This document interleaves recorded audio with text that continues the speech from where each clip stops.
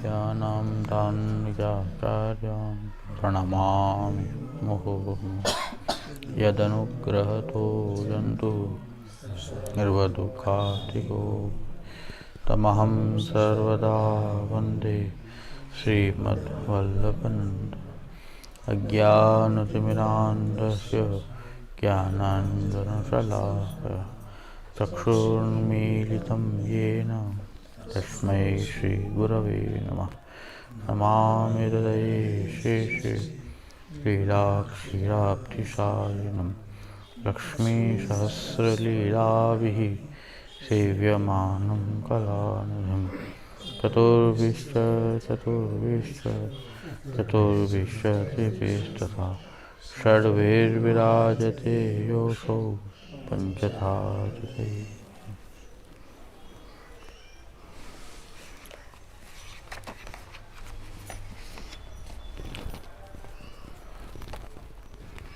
श्री आचार्य जी महाप्रभु आप दो श्लोक कही के ब्रज को स्वरूप दिखाए। सो श्लोक वृक्षे वृक्षे वेणुधारी पत्रे पत्रे चतुर्भुजः यत्र वृंदावने तत्र लक्ष्यालक्ष्य कथा कुतः जलादपि रजः पुण्यं रजसोपि जलं वरं यत्र वृंदावनं तत्र स्नात्वा स्नात्वा कथा कुतः। यह कहे कृपा करी के सो प्रभुदास ब्रज को स्वरूप अलौकिक देखे। वृक्ष वृक्ष के नीचे वेणुधारी साक्षात गोवर्धन धर भक्तन के संग लीला करत हैं। ऐसे वृक्ष भगवदीय हैं। तीन के पत्र कैसे हैं? चतुर्भुज रूप तथा वृंदावन के वृक्ष वृक्ष वेणुधारी श्री गोवर्धन धर रूप हैं। तीन को आश्रय चतुर्भुज रूप नारायण पत्र रूप होय आश्रय वृक्षण को कियो है। ऐसो वृंदावन है सो लक्ष्यालक्ष्य कथा है। लौकिक लोगन को अलक्ष्य और भगवदीयन को स्वरूपात्मक है। सो कथा कही न जाए, यह बात को भक्तजन जाने हैं। कृष्ण रूप जाने हैं। कृष्ण रूप वृक्ष हैं सो लोगन को न दिसे। तैसे वृंदावन की रसो जल श्रेष्ठ है और जलते रज श्रेष्ठ है। तहाँ नहावे की कथा कहाँ कही है। भावे जल सो नहाए भावे रज लगाए। सो रज उड़ी के लागी तब नहावे की अपेक्षा रही नहीं, परंतु मर्यादा के लिए नहानो।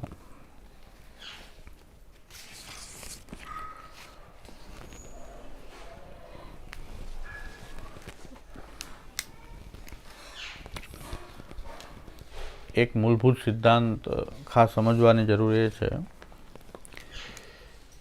कि આપણે શ્રીમદ ભાગવતજીમાં વિવિધ લીલાઓ પ્રભુની જોઈએ। પછી આ વાર્તા પ્રસંગો જોઈએ। આપણે ગઈ વખતે ચર્ચા કરી કે ભાઈ વાર્તા પ્રસંગ શ્રી ઠાકુરજીની જ લીલાની કથા છે। ભક્તોની કોઈ સેપરેટ કથા નથી। ભક્ત દ્વારા ભગવાનનું જ મહાત્મ્ય ત્યાં પ્રકટ થઈ રહ્યું છે। અહીં પણ શ્લોક વૃંદાવન માટે આપેલો છે, પણ મહાત્મ્ય ત્યાં પ્રભુનું જ પ્રકટ થઈ રહ્યું છે કે જ્યાં ભગવાને પ્રભુની ક્રીડા કરી એ ક્રીડા સ્થળી જ્યાં જ્યાં પ્રભુના ચરણારવિંદ પડે।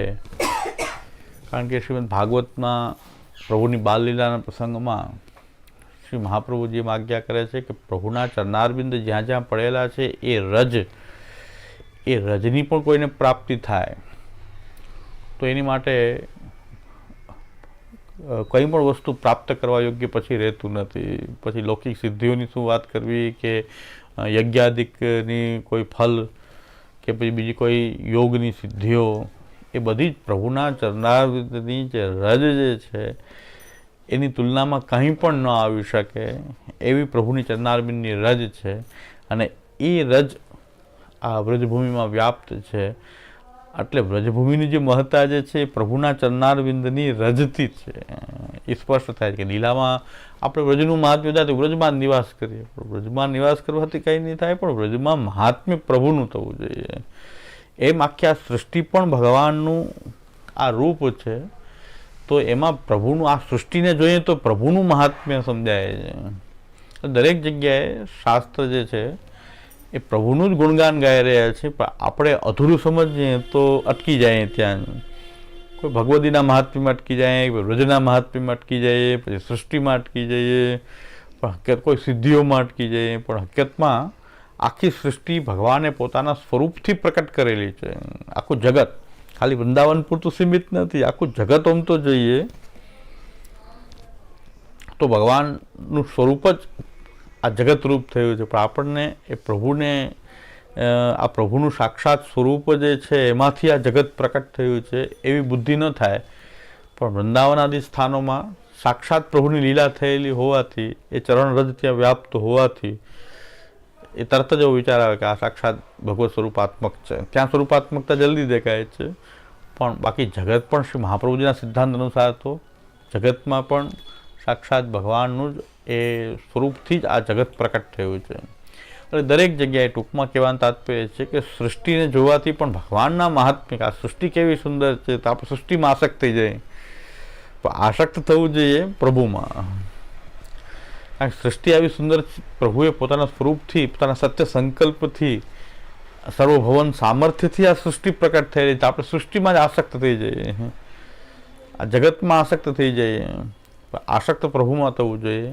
કેમ કોઈ ભક્ત છે તો ભક્તમાં એ સામર્થ્ય પ્રભુને કારણે આવેલું કોઈ અંશાત્મક સામર્થ્ય છે, તો પ્રભુનું સામર્થ્ય કેવું એમ. તો દરેક જગ્યાએ આ એક સિદ્ધાંત આપણે આપણા ઘરમાં બિરાજતા સેવ્ય પ્રભુ જે ઠાકોરજી જે છે, આ એમની જ બધી કથા છે અને એ ભૂલાઈ ન જવા જોઈએ કોઈ પણ મહાત્મ્યમાં. એવી રીતે વ્રજનું મહાત્મ્ય અહીંયા બતાવ્યું છે કે વૃક્ષે વૃક્ષે વેણુધારી, પત્રે પત્રે ચતુર્ભુજા. આપણે વૃંદાવનનો અર્થ સમગ્ર વ્રજ કરીએ છીએ. વૃંદાવનનો અર્થ કેવલ વૃંદાવન નથી કરતા, પણ વૃંદાવનનો અર્થ સમગ્ર વ્રજ.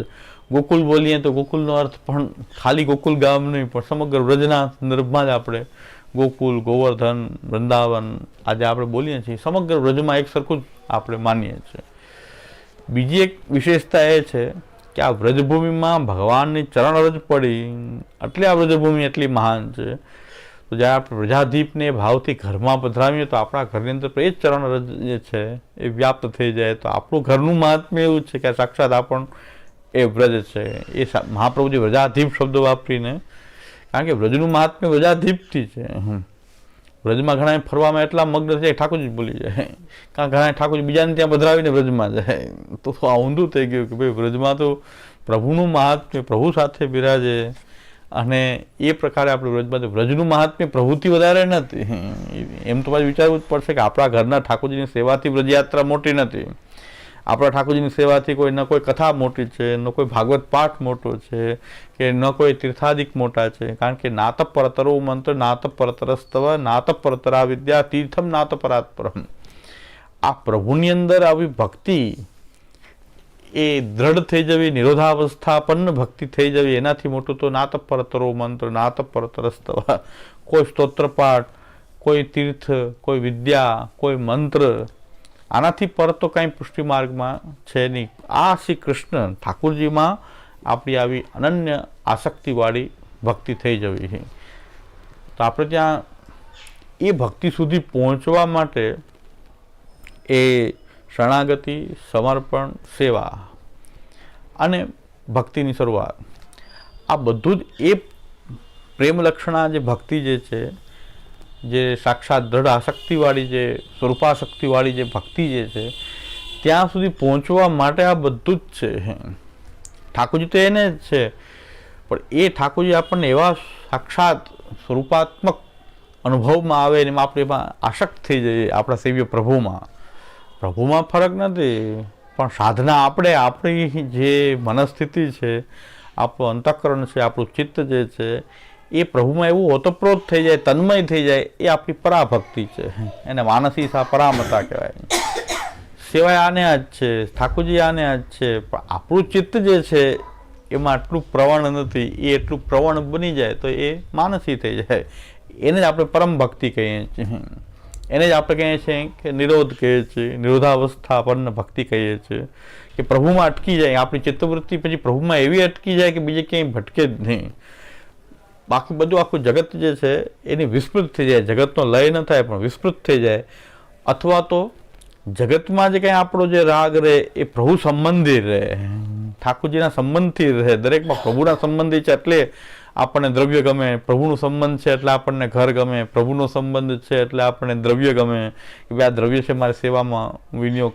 દરેકમાં જે રાગ જે છે એ પ્રભુના કારણે થઈ જાય એવી ભક્તિ આપણે ઈચ્છીએ છીએ, એને કહેવાય છે માનસી સા પરામતઃ. તો આ આપણો પુષ્ટિમાર્ગની એક રીત છે કે આપણે ક્યાંક બીજે આપણી ચિત્તવૃત્તિ બીજે કંઈ ફંટાઈ ન જાય, એનું આપણે તરત ધ્યાન રાખવું પડે કે આપણી ચિત્તવૃત્તિ આપણા સેવ્ય પ્રભુમાં અનન્ય ભાવવાળી, આપણા પ્રભુમાં અનન્યતા, જે કંઈ ગુણગાન સાંભળીએ તો આપણે ચાલો વૃક્ષે વૃક્ષે વેણુધારી પત્રે પત્ર ચતુર્ભુજ, ચાલો આપણે વૃંદાવન જાય. પણ એ વેણુધારી તો સાક્ષાત આપણા ઘરમાં બિરાજે જ છે. એમાં વૃંદાવન કે મહાન નહીં થઈ જાય આપણા ઠાકોરજી કરતા. અને ઠાકોરજી હશે તો વૃંદાવન તો ત્યાં પ્રકટ થઈ જશે, કારણ કે વેણુધારીના કારણે છે ને. વૃક્ષે વૃક્ષે વેણુધારી છે તો આપણા ઘરમાં પણ એ ભગવાનની ચરણરજ વ્યાપ્ત થવાને કારણે આપણા ઘરનું સ્વરૂપ એવું થઈ જશે કે સાક્ષાત આ વ્રજભૂમિ થઈ જશે. તો એ આપણે સમજવાની આવશ્યકતા એ છે કે આપણું કંઈ બીજે ફંટાઈ ન જાય કોઈ ધ્યાન. એટલા માટે એટલે આ જે શ્લોક જે છે એ વ્રજના મહાત્મ્ય માટે શ્રી મહાપ્રભુજી કહ્યો છે. અને બીજું એક આમાં એ દેખાય છે કે જ્યારે પ્રભુના ભક્તિભાવની વાત આવે ત્યારે આપણી મર્યાદાને આપણે ગૌણ માનવી જોઈએ. ત્યારે શાસ્ત્ર મર્યાદાઓને આપણે એવી પકડી રાખીએ કે જે ભક્તિના ભાવને દબાવી દે. ત્યારે મહાપ્રભુજી કહે છે યત્ર વૃંદાવને તત્ર લક્ષાલક્ષ્ય કથા કથા. અહીંયા પ્રભુદાસ જલોટાજીએ કીધું કે તમે પ્રસાદ લ્યો, તો કે હું નાહ્યો નથી. ત્યારે શ્રી મહાપ્રભુજી કીધું આ રજ ભૂમિ તો રજ લાગી જાય, તો ચાહે જલથી ના હો યા રજથી ના હો, રજ ખાલી એમને ઉડીને આપણને લાગી રહી છે. પણ વિડંબના એવી છે કે હવે રજ જ રહેવા દીધી નથી. વૃંદાવનમાં રજ જ નહીં દેખાય, ડામર પટ્ટી થઈ ગઈ બધી. રજ ક્યાંથી ઉડે, ક્યાંથી રજ હોય તો ઉડે ને. આપણે એવી વૃંદાવનની હાલત તો એવી છે મેટ્રો સિટી જેવી કે રજ રહેવા દીધી હોય તો ઉડે ને. એવી રીતે બધા પાકા સિમેન્ટિંગ રોડ ને એ બિલ્ડિંગો ને એમાં રજ તો વને ન દેખાય ને રજ દેખાય ને એવી હાલત થઈ ગઈ છે. સુદાસજીએ ગાયું છે કે ઘટત ગોવર્ધન ચિપત વૃંદાવન, કાલિંદી નીર છુપાયો, અબ તો કાચો કલિયુગ આવ્યો. સુદાસજી તો પહેલેથી ગાયું છે કે ગોવર્ધનજી ગિરિરાજજી ઘટી રહ્યા છે અને વૃંદાવનનો વન જ નહીં દેખાય. ચિપત વૃંદાવન, વૃંદાવનમાં વન નહીં, અને ગિરિરાજજી રોજ ઘટે છે અને યમુનાજી લુપ્ત થઈ જશે. અત્યારે ખરેખર ત્યાં ગટરોનું જલ વહે, યમુનાજી તો છે નહીં, ગટરોનું જલ વહે છે. અને ઘણા બધા ભાવલાઓ એમ કે આપણે તો ભાવ ઉત્તમ રાખીને યમુનાજીનો ભાવ કરો તો યમુનાજી એમાં ગટરમાં કેમ પ્રગટે? પણ ગટરમાં શું કામ પ્રગટાવવા? આવી વાતો કરવી જ શું કામ? ગટરમાં શું કામ પ્રગટાવી યમુનાજીને? યમુનાજીને પરિશ્રમ શું કામ આપીએ ગટરમાં પ્રગટ થાય? ઉત્તમ જલમાં પ્રગટ, એના કરતાં કોઈ સારું જલ ભરીને ઠાકોરજીને ભોગ ધરી એમાં આપણે ભાવના શું કામ ન કરીએ? ભાવે યમુનાજીને શું કામ આપણે ગટરમાં પ્રગટ કરવા તમારે ખાલી ચુંદડી મનોરથ કરવા માટે? આપણે તો ભાવ હોય તો યમુનાજી કેમ પ્રકટ ન થાય?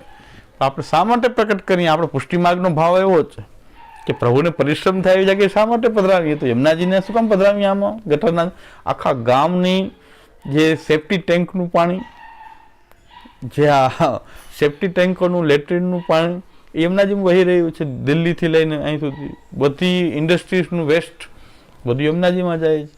અને આપણે કંઈ ભાવ કરો યમુનાજીને ભોગ ધરવા માટે ભાવ કરવો કે એમાં યમુનાજી પ્રકટ થઈ જાય, તો એવો ભાવ હશે તો પ્રકટ થઈ જશે.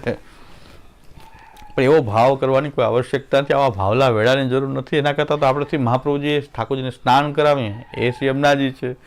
ઠાકોરજીને જલની ઝારીજી ભરીએ એ પણ શ્રી યમુનાજી. ગમે એ જલની ભરી હોય, ગમે એ કોઈ નળના જલની ભરી હોય કે જેના જે ઝારીજી ભરતો પ્રભુને ઝારીજી ભરે એ શ્રી યમુનાજી જ છે, એમાં કોઈ સંશય નથી. એ શ્રી યમુનાજી જ છે. તો એ ઉત્તમ જગ્યા ઉપર ભાવ કરીએ બરાબર છે, પણ ગટરના જલમાં ભાવ કરવો કે જે તમે લો તો મરી પણ જાઓ. એ પાણી કદાચ કોઈક પાન કરી લે તો એ મરી પણ શકે માણસ, એવું નથી. એટલું પ્રદૂષિત જલ. સુદાસજી પહેલા જ કહે છે કાલિંદી નીર छिपाયો. યમુનાજીમાં યમુનાજીનું જલ જ નહીં હોય એવી સ્થિતિ ઉત્પન્ન થશે. અબ તો સાચો કલિયુગ આવ્યો. એ કીર્તન સુદાસજીએ લખ્યું છે. એ બધી પરિસ્થિતિ આપણને આપણા તીર્થસ્થાનો અને મહાપ્રભુજી પણ આજ્ઞા કરે છે કે ગંગાદિ તીર્થ વર્જેશુ દુષ્ટૈરેવા વ્રતેસ્વ્ય તિરોહિતાદિ દેવેશુ કૃષ્ણેવ ગતિ. તો મહાપ્રભુ આદિપદમાં ટીકાકારો કહે છે યમુનાજી પણ લેવા પડશે, વ્રજભૂમિ લેવી પડશે. ગંગાદિ તીર્થ વર્જેશુ દુષ્ટૈરેવા વ્રતેસ્વ્ય તિરોહિતાદિ દેવેશુ કૃષ્ણેવ ગતિ. ત્યારે ઠાકુરજીનો જ આશ્રય કામ આવશે. ત્યારે વ્રજભૂમિ કે તીર્થનો આશ્રય પણ પ્રભુ સિવાય તો એ ક્યારેય ફલદાયી નથી. ઠાકોરજીને જ પકડવા પડશે, હવે તો બીજો કોઈ ઉપાય નથી. તો કૃષ્ણ એવ ગતિર્મમ, એક જ માર્ગ વેચ્યો છે, કૃષ્ણ એવ ગતિર્મમ. આપણા હૃદયમાં પણ આ શ્રી કૃષ્ણ શરણમમ અને કૃષ્ણ એવ ગતિર્મમ ઠસાવીને રાખવું જોઈએ કે ક્યારેય પણ આપણે એમાંથી વિચલિત ન થઈએ, આપણા માર્ગમાંથી ક્યારેય વિચલિત ન થાય. એટલા માટે કૃષ્ણાશ્રય સિવાય બીજો કોઈ ઉપાય નથી. તો આ બધા આશ્રયના દૃઢીકરણ માટે આ વૃદ્ધના મહાત્મ્યને એ આપણા આશ્રયને દ્રઢ કરવા માટે બહુ ઉત્તમ છે. ભગવદીઓનો સંગ પણ ઉત્તમ છે, પણ આશ્રય કૃષ્ણનો થાય, ભગવદીઓનો ન થાય. ભગવદીઓનો આશ્રય કૃષ્ણને ભૂલીને ભગવદીઓનો આશ્રય કરવો, અને ભગવદી સાચા તો એવું કરવા દેતા નથી. પોતાનો આશ્રય કરવા સાચા ભગવદીઓ નથી કરવા દેતા. એટલે એ તો એમ કહે છે કે તમે આ ખોટું કરી રહ્યા છો, કૃષ્ણની આશ્રય કૃષ્ણનો કરો, મારો નહીં. સાચા ભગવદીઓ તે નિશાની છે. એટલે પાછું મારાથી બોલાઈ જાય તો પાછું કોઈ ઘણાને ખરાબ લાગી જાય કે નિંદા કરી દીધી, ભગવદીની નિંદા કરી દીધી. પણ અત્યારે આધુનિક ભગવદીઓએ ભગવદીઓના વ્યક્તિઓની નિંદા કરી છે કે જે સાચા અર્થમાં ભગવદી નથી, અને ખોટું એટલે કોઈ પછી વાત આવે કે ભાઈ નિંદા કરે છે. એટલે મેં કીધું ભાઈ નિંદા થાય તો નિંદા, એ નિંદાનું પાપ હું ભોગવીશ, પણ તમે કૃષ્ણનો આશ્રય કરો એ મારો હેતુ. નિંદાનું પાપ હશે તો હું ભોગવી લઈશ, નિંદાનું પાપ મને લાગશે, તમને તો ન લાગે. તમે ચિંતા કરો, કોઈની નિંદા થઈ જશે, કોઈ ભક્ત નહીં, કોઈ સંત નહીં, કોઈની નિંદા થઈ જશે તો એ મને પાપ લાગશે અને હું ભોગવવા તૈયાર છું. પણ તમને તેમ કહું છું કે કૃષ્ણનો આશ્રય, ઠાકોરજીનો અને મહાપ્રભુજીનો જ આશ્રય કરવો, અને ક્યારેય મહાપ્રભુજીની સરખામણી કોઈ સાથે ન કરવી. શ્રી હરિરાયજી સ્પષ્ટ આજ્ઞા કરે છે. ઠાકોરજી, શ્રી મહાપ્રભુજી, ગોપીનાથજી, ગુસાઈજી, લીલા પરિકર, જે આપણા વ્રજભક્તો આદિ, ગિરિરાજજી, યમુનાજી, લીલા પરિકર આખો, એની તુલના કોઈ સાથે પણ ક્યારેય કરવી નહીં. અને કરવામાં આવશે તો ભાવ થોડો ઘણો હશે, એનો પણ નાશ થશે. તો તત્તુલ્ય બુદ્ધ્યા નાશસ્યા સર્વથેતિ વિનિશ્ચય. આ શ્રી હરિરાયજી શિક્ષાપત્રમાં આજ્ઞા કરે છે કે તમે કોઈની સરખામણી કરી દેશો કે આ સાક્ષાત મહાપ્રભુજી, વાત પૂરી થઈ ગઈ, તમારો ભાવ જ નાશ થઈ જશે. તમારો ભાવ થોડો ઘણો એક તો હોય નહીં, માન તો આવે છે, તો એમાં થોડો ઘણો હશે. એ જો આવી વાત કરશો આ શ્રી મહાપ્રભુજી, આ શ્રી મહાપ્રભુજી, તો એ થોડો ઘણો ભાવ, આ સાક્ષાત ભક્ત, તો પછી આવું બધી વાતો કરશો તો અવશ્ય થોડો ઘણો ભાવ હશે, એનો પણ નાશ. હરિરાયજી શિક્ષાપત્રમાં આટલા વર્ષો પહેલાં ચેતવણી આપે છે, પણ બધા લોકો ગમે એને ભગવાન, ગમે એને કૃષ્ણ, ગમે એને આપણે મહાપ્રભુજી, આવું આપણે ચલાવ્યું, એના કારણે આપણો નાશ થયો. આપણો ભક્તિભાવ વધ્યો નહીં, પ્રભુ પ્રત્યે ન વધ્યો, ખોટી જગ્યાએ વધી ગયો. તો પ્રભુ પ્રત્યે ભાવ ન વધ્યો. આ વૃંદાવનનું મહાત્મ્ય સાંભળીને શું કરે છે કે ઠાકોરજી પધરાવે જવાની હવે જરૂર નથી. વ્રજમાં જાય તો ઠાકોરજી પધરાવે જવાની રસોઈ કરી વૃંદાવનના કોઈ પણ વૃક્ષને ભોગ ધરી દેવાય. મર્યાદીઓમાં એક ફેશન છે કે ઠાકોરજી પધરાવીને જાય તો પાછું એ નહીં કરવું ને, જે અહીં મંગલાથી સેન સુધી કરે ત્યાં ટાઈમ શું રહે, તો પછી જ્યાં ત્યાં ફરવાનો જવાનો ટાઈમ તો રહે નહીં.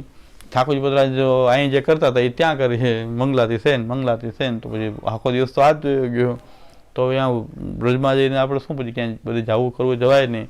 તો એના માટે ઠાકોરજી બીજાને અહીંયા પધરાવી જવા, અને ત્યાં જઈને શું કરવું કે રસોઈ કરી અને મજા જ છે તો એમને એમ તો લેવાય નહીં, બાકી બધું ચાલે. આખો દી ઠાકોરજી બી ના રહેવાય, પણ ભોગ ધરવા માટે તો ઠાકોરજી જોઈએ. તો પછી વૃંદાવનના કોઈ પણ વૃક્ષને એ લોકો ભોગ ધરી દે છે. મોટાભાગે મર્યાદીઓ જે ઠાકોરજી પધરાવીને ન જાય એ વૃંદાવનના વૃક્ષ, મહાપ્રભુ આજ્ઞા કરી દીધી ને આમાં, વૃક્ષે વેણુધારી, પત્રે ચતુર્ભુજ, યત્ર વૃંદાવને તત્ર લક્ષ્ય કથાગત જલાદપી રજ પુણ્યમ રજોથાપી જલંબરમ. તો એ હવે એ મહાત્મ્ય ઠાકોરજીની બદલે વ્રજનું આવી ગયું. ઠાકોરજી ગૌણ થઈ ગયા. ઠાકોરજીની જરૂર નહીં વૃંદાવનના કોઈ પણ વૃક્ષને કાંઈ પણ લેવું છે એ બજારમાંથી, અહીંયા તો વ્રજમાં દૂધઘર લેવાય છે, તે બજારમાંથી લઈ અને વૃંદાવનના વૃક્ષને ભોગ ધરી દે, ભોગ ધરીને પ્રસાદ લઈ લો. તો આ વાત આખી આ મહાપ્રભુજી એટલા માટે મહાત્મ્ય નથી બતાવ્યું. આ બધાથી આપણા પ્રભુનું મહાત્મ્ય વધે, પ્રભુ પ્રત્યે આપણો સ્નેહ જાગૃત થાય કે એ વૃંદાવન પણ આપણા પ્રભુને કારણે છે. આ જે ઠાકોરજીની આપણે જે સેવા કરીએ છીએ એના કારણે વૃંદાવનમાં આવું મહાત્મ્ય આવ્યું છે. તો આ પ્રભુને કેમ છોડાય? આ પ્રભુને કેવી રીતે છોડી શકાય કે એનાથી જ બધું છે. એ હશે તો વૃંદાવને આવી જશે, પાછળ આવશે, વ્રજભક્તો પધારશે, વૃંદાવને પધારશે. યમુનાજી પણ નહીં રહી શકે, મહાપ્રભુજી પણ નહીં રહી શકે. ઠાકોરજી જો હશે આપણી પાસે તો મહાપ્રભુજી પણ એનાથી અલગ ન રહી શકે ક્યારેય, મુખારવિંદ સ્વરૂપ હોવાથી, વેણુની સુધા હોવાથી તો બધું પ્રકટ થઈ જશે. પણ આપણે ઠાકુરજીને જ પકડવા પડશે, શ્રી કૃષ્ણને, આપણા ઘરમાં બિરાજતા સેવ્ય પ્રભુને, અને એને સર્વમાં એને જ જોવા જોઈએ કે એનું જ મહાત્મ્ય, એનું અંશાત્મક મહાત્મ્ય જ બધી જગ્યાએ પ્રવર્તે છે. કારણ કે અક્ષર બ્રહ્મ જે છે એ જ આપની શક્તિ ને આપનો ધર્મ જ છે. એ અક્ષર બ્રહ્મરૂપ જે આખું આ જગતનો વિસ્તાર થયો એ અક્ષર બ્રહ્મથી થયો છે. તો અક્ષર બ્રહ્મ જ આપનો ધર્મ છે. એ સેવ્ય પ્રભુ પરમ બ્રહ્મ પરમાત્મા અખંડ પૂર્ણ એ કૃષ્ણ જે છે એ આપણા સેવ્ય પ્રભુ છે. હવે એ સમજવાનું એ છે કે સેવ્ય પ્રભુના પણ આપણા 5 પાસા આપણે જોઈએ છીએ. એ બ્રહ્મ છે, પરમાત્મા છે, ભગવાન છે, અને શ્રી કૃષ્ણ છે, અને સેવ્ય છે. 5 પાસા થાય છે કે જ્યારે આપણે એ બ્રહ્મને જાણી શકાય, પરમાત્માથી સ્નેહ કરી શકાય, ભગવાનની ભક્તિ કરી શકાય, કૃષ્ણ જે છે એની કથા કરી શકાય, અને ઘરમાં જ્યારે પધારે ત્યારે એની સેવા થઈ શકે. આ 5 પાસા એ છે કે કૃષ્ણની કથા તો એ સારસ્વત કલ્પમાં પ્રકટ થયા, એ કૃષ્ણની કથા કરી શકીએ આપણે, પણ સેવા કરવી હોય તો એને ઘરમાં પધરાવવા પડે. એ સારસ્વત કલ્પીય પ્રભુને આપણા ઘરમાં પધરાવીએ પછી આપણો સેવાનો પ્રકાર એ શરૂ થાય. તો આ 5 પાસાને સમજવા જોઈએ કે જ્યારે બ્રહ્મ જે છે આપણે જ્યારે છે પ્રભુના જ 5 પાસા છે. બ્રહ્મ કહેવાથી કૃષ્ણ નથી રહેતા એવું નથી, બ્રહ્મ કહેવાથી પણ એ કૃષ્ણ જ છે, પણ કૃષ્ણનું બ્રહ્માત્મક પાસું એવું છે કે આખા જગતમાં એક સમાન છે. સર્વત્ર અનંત કોટી બ્રહ્માંડ હોય એ બધામાં એનાથી પણ પર એ સર્વત્ર સમાન છે. એટલે એની માટે કીધું છે કે બ્રહ્મને તો એવી રીતે જાણવું પડે કે બધામાં સમાન રીતે છે. એ તૃણથી લઈને વિરાટ પર્યંત, તૃણથી લઈને વિરાટ પર્યંત બધે તો સમાન છે. એટલે ગીતાજીમાં કીધું છે કે સુનિશ્ચેવ શોપાકે પંડિતા સમદર્શિના.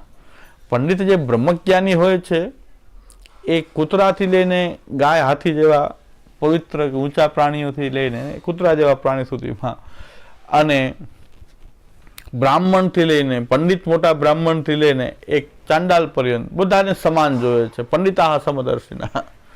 તો બ્રહ્મ છે તો બ્રહ્મ બધાને સમાન જોયે છે. તો આપણે બ્રહ્મને બ્રહ્મ જ્ઞાન જે છે એનાથી આપણે એવું જાણી શકીએ કે બધે જ બ્રહ્મ સર્વત્ર એ વ્યાપ્ત છે. પણ ભજવું હોય તો એ સર્વત્ર સમાન બ્રહ્મને કેવી રીતે ભજવું? કારણ કે એ બ્રહ્મ તો બધે સમાન છે. તો આપણે કૂતરાને ન ભજી શકીએ, ન સુવરને ભજી શકીએ, ન કોઈ વ્યક્તિને ભજી શકીએ. ત્યાં તો કંઈક ભગવાન મહાત્મ્ય હોય ત્યાં જ આપણે એને ભજી શકીએ. એની માટે તો ભગવાન જ જોઈએ. ત્યારે ભગવાનનું પાસું ભજવા માટે પરમાત્મા એ આપણી અંદર બિરાજ રહેલો છે. એટલે સૌથી સાચામાં સાચો સગા હોય તો પરમાત્મા છે કે અંદર બિરાજી રહ્યો છે જીવાત્માની અંદર. એનાથી આપણને સ્નેહ થાય છે. પરમાત્માને સ્નેહ કરી શકીએ કે આપણી અંદર જ છે, આપણી પાસે જ છે, આપણા જીવાત્માની અંદર બિરાજે, તો એને આપણે સ્નેહ કરી શકીએ. કોઈ પરમાત્માને સેવી ન શકીએ કે ન એને ભજી શકીએ, એને સ્નેહ કરી શકીએ, પણ પરમાત્માનું ભજન એની કંઈક ભગવાન પરમાત્મા જ્યારે બહાર પ્રગટીને પોતાનું ઐશ્વર્ય, વીર, યશસ્વી, જ્ઞાન, વૈરાગ્ય દેખાડે, પરમાત્મા આપણે અંદર બિરાજે છે ને એમાંથી બધી પ્રિયતા આવી રહી છે, વાત સાચી છે. પણ ભજવા માટે તો એને બહાર પ્રકટ થઈને પોતાનું ભગવદ રૂપ બતાવવું પડે, તો જ આપણે એને ભજીએ. રામ કૃષ્ણના રૂપમાં એ બહાર પ્રકટ થઈને, વિરાટના રૂપમાં પણ એ જ્યારે આપણી બહાર પ્રકટ થઈને અનુભવ કરાવે, એનું દર્શન કરીએ, એના ઐશ્વર્ય, વીર, સિદ્ધિ, જ્ઞાન, વૈરાગ્ય સહિત એ બિરાજતો હોય ત્યારે એનું ભજન થાય. ભજન કરવું હોય, ભક્તિ કરવી હોય તો ભગવાનનું કોઈ ભગવાનનું રૂપ જોઈએ. ત્યાં પરમાત્મા નહીં, પરમાત્માથી સ્નેહ થાય છે. આપણે જાણીએ છીએ કે પરમાત્મા અંદર બિરાજે છે, તો એનાથી આપણને સ્નેહ છે. ચાહી શકીએ પરમાત્માને, ચાહવું જ, કારણ કે બધી ચાહના એના દ્વારા જ થઈ રહી છે. હવે આપણે કે પરમાત્મા તો આપણે ચાહતા નથી, પણ હકીકતમાં આપણે કોઈ વસ્તુને ચાહીએ છીએ પરમાત્માના કારણે જ ચાહીએ છીએ, વસ્તુને ચાહતા જ નથી. હકીકતમાં એ વસ્તુ કોઈ પ્રિય લાગી રહી છે, પ્રિયતા આવી રહી છે પરમાત્મામાંથી. આપણને કોઈ પણ વસ્તુ, દેહ, ઇન્દ્રિય, પ્રાણ, અંતઃકરણ, બહારની કોઈ વસ્તુ, ઘર, પુત્ર, ધન, આ બધું પ્રિય લાગે છે પરમાત્માને કારણે લાગે છે.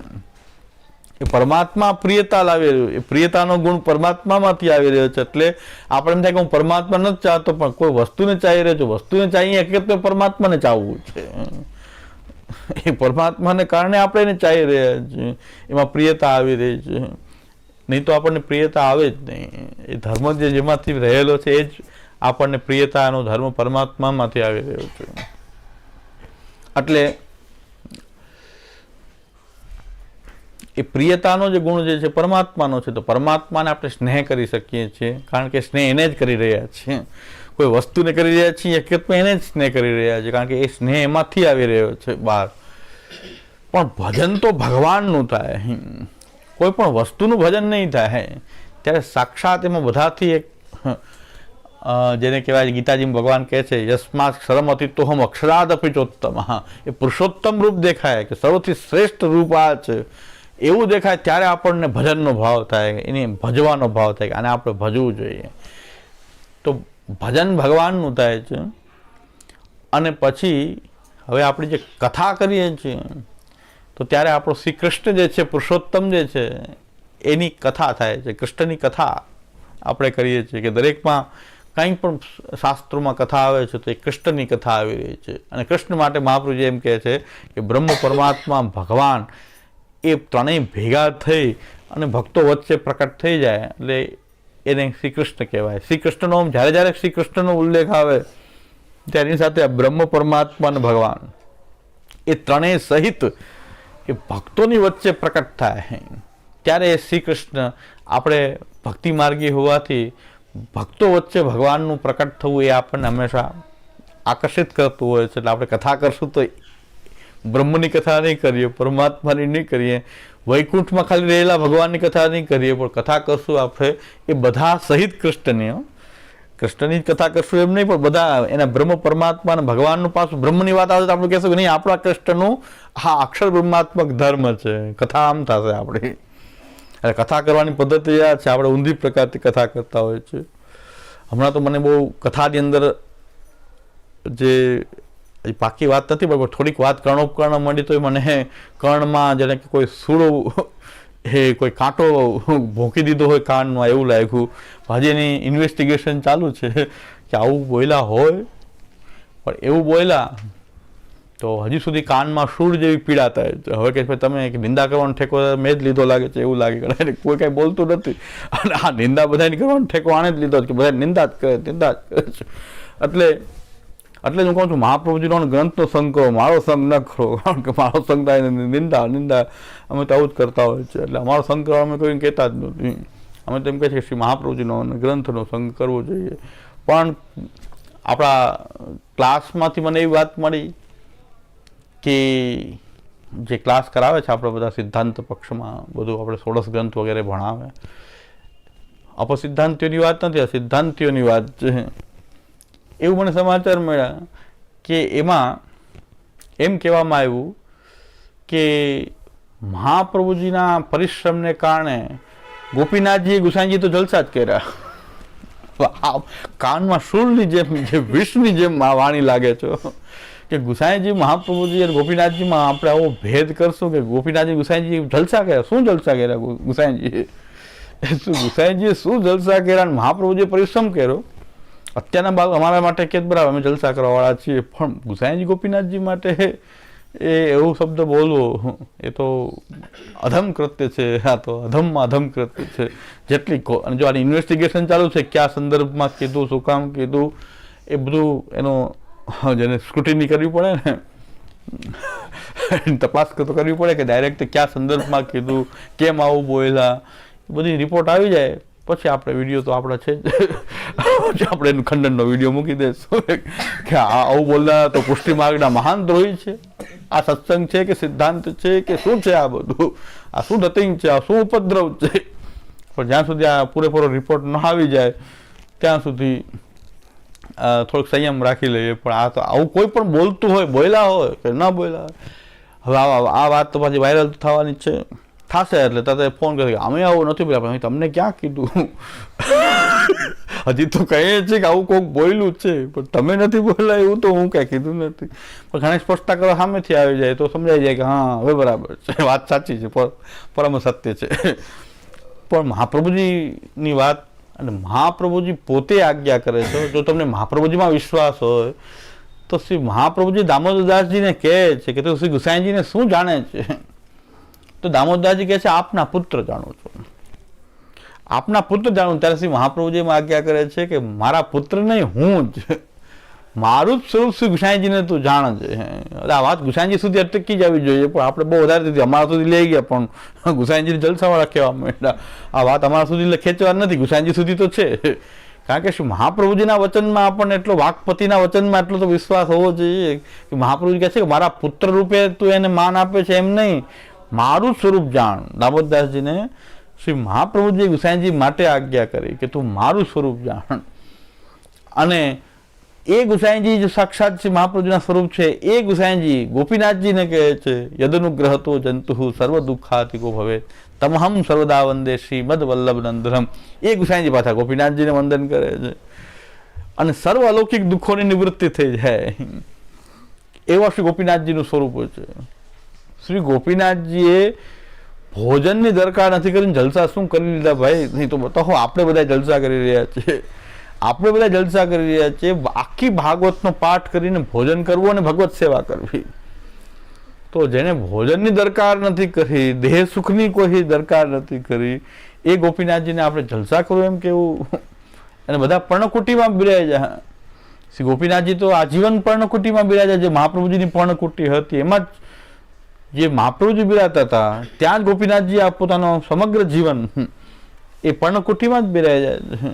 અને આખી ભાગવતનો પાઠ કરવો. શ્રી મહાપ્રભુજીને એમ થયું કે આ નિયમથી બહુ કઠોર નિયમ, તો આવી નિષ્ઠા હતી સેવા અને કથામાં. શ્રી ગોપીનાથજીની આવી નિષ્ઠા હતી, આમાં જલસા કઈ જગ્યાએ?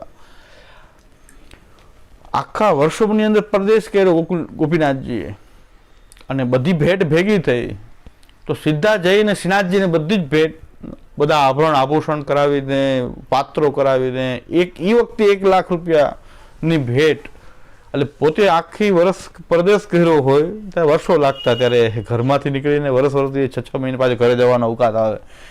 એમ આટલું પરદેશ કર્યો ને બધી ભેટથી તો લાખ રૂપિયા આવી ગયા તો આપણે કેટલા વર્ષ શાંતિ રહેશે, કેટલા વર્ષ નીકળવું નહીં પડે. જો ભેટ માટે જ ફરતા હોત તો 2, 4, 5, 10 વર્ષની નિરાશ થઈ ગયું. એ વખતેના લાખ રૂપિયા ને પછી પર્ણકુટીમાં સાદું જીવન જીવવું તો મને લાગે છે 10-20 વર્ષની નિરાશ થઈ જાય. 1 લાખ ભેટ આવી ગઈ હોય. ગોપીનાથજી તરત જ નાથદ્વાર પધાર્યા, ગિરિરાજજી પર પધારીને બધી જ શ્રીનાથજીને એ ભેટ કરી દીધું. બધું જ દ્રવ્ય શ્રીનાથજીને અંગીકાર કરાવી દીધું. તો શું જલસા કર્યા શ્રી ગોપીનાથજી, શું જલસા કર્યા! આટલી પરિશ્રમ કરીને બધી ભેટ શ્રીનાથજીને અંગીકાર કરાવી દીધી. અને પર્ણકુટીમાં જ આપી હતા પાછા એમને એમ કર્યા બધા. તો આ પરદેશ કર્યો, એટલી મહેનત કરી, તેમાં એક તો એક જ કે દેવીજીઓનો ઉદ્ધાર એક જ લક્ષ્ય હતું, અને જે ભેટ પ્રાપ્ત થઈ એના ઉપર બહુ લક્ષ્ય નહોતું. અને એ બધી ભેટ જે છે એનો વિનિયોગ શ્રી ઠાકોરજીને કરાયો. તો આ પોતાના ઘરના ઠાકોરજીને નહીં, શ્રીનાથજીને ભેટ કરી દીધું. ઘરે પણ નથી લાવ્યા. હા, એ દ્રવ્યો પાછું ઘરે નથી લાવ્યા, શ્રીનાથજીને ભેટ કરી દીધું. તો એ ગોપીનાથજીને જલસા કેવી રીતે કહેવાય? ત્રીજો ગુસાઈજી માટે આ શબ્દ વાપરે, ગુસાઈજી જલસા કર્યા. ગુસાઈજી પોતાના ઘરની ઠાકોરજીની સેવા અને દોડીને પાછા પધારે એ શ્રીનાથજીની સેવા. અને આ બંને ટાઈમ ભાગવત સુબોધની સમજાવતા વૈષ્ણવ કથા. અને મધ્યરાત્રિએ પણ કોઈ વૈષ્ણવ એમને પ્રશ્ન કરતો તો આખી રાત સુધી એમને સુબોધની સમજાવેલી છે ચાચાજીને. આખી રાત ગુસાઈજી રાત્રે કથા કરીને તો પોયડા, પછી પાછા એ બહાર પધાર્યા તો ચાચાજી કંઈક વિચાર કરતા હતા મધ્યરાત્રિમાં.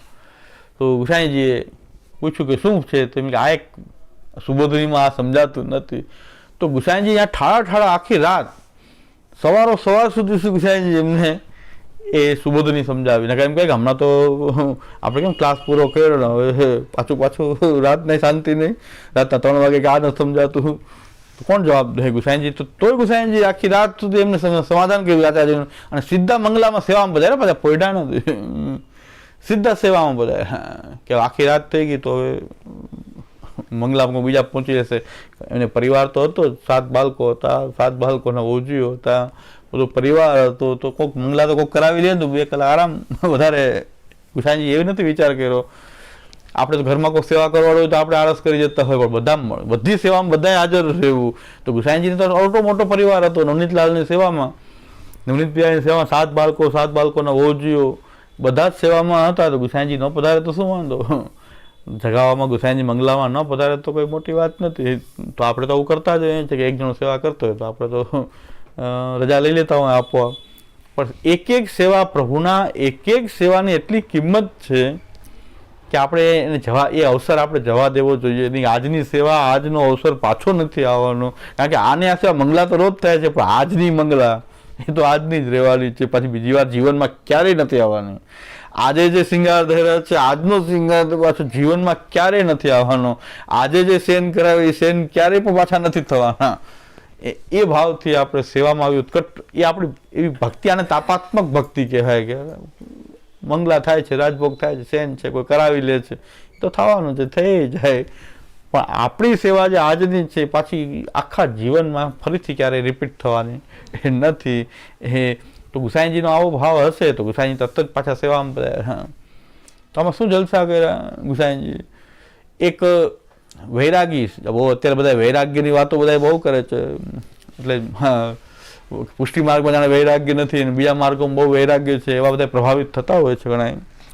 તો વૈરાગ્યની વાત કરીએ તો એ વખતે પણ ગુસાઈજીનો થોડોક શિષ્યો વધ્યા તો વૈભવ પણ વધારે હતો.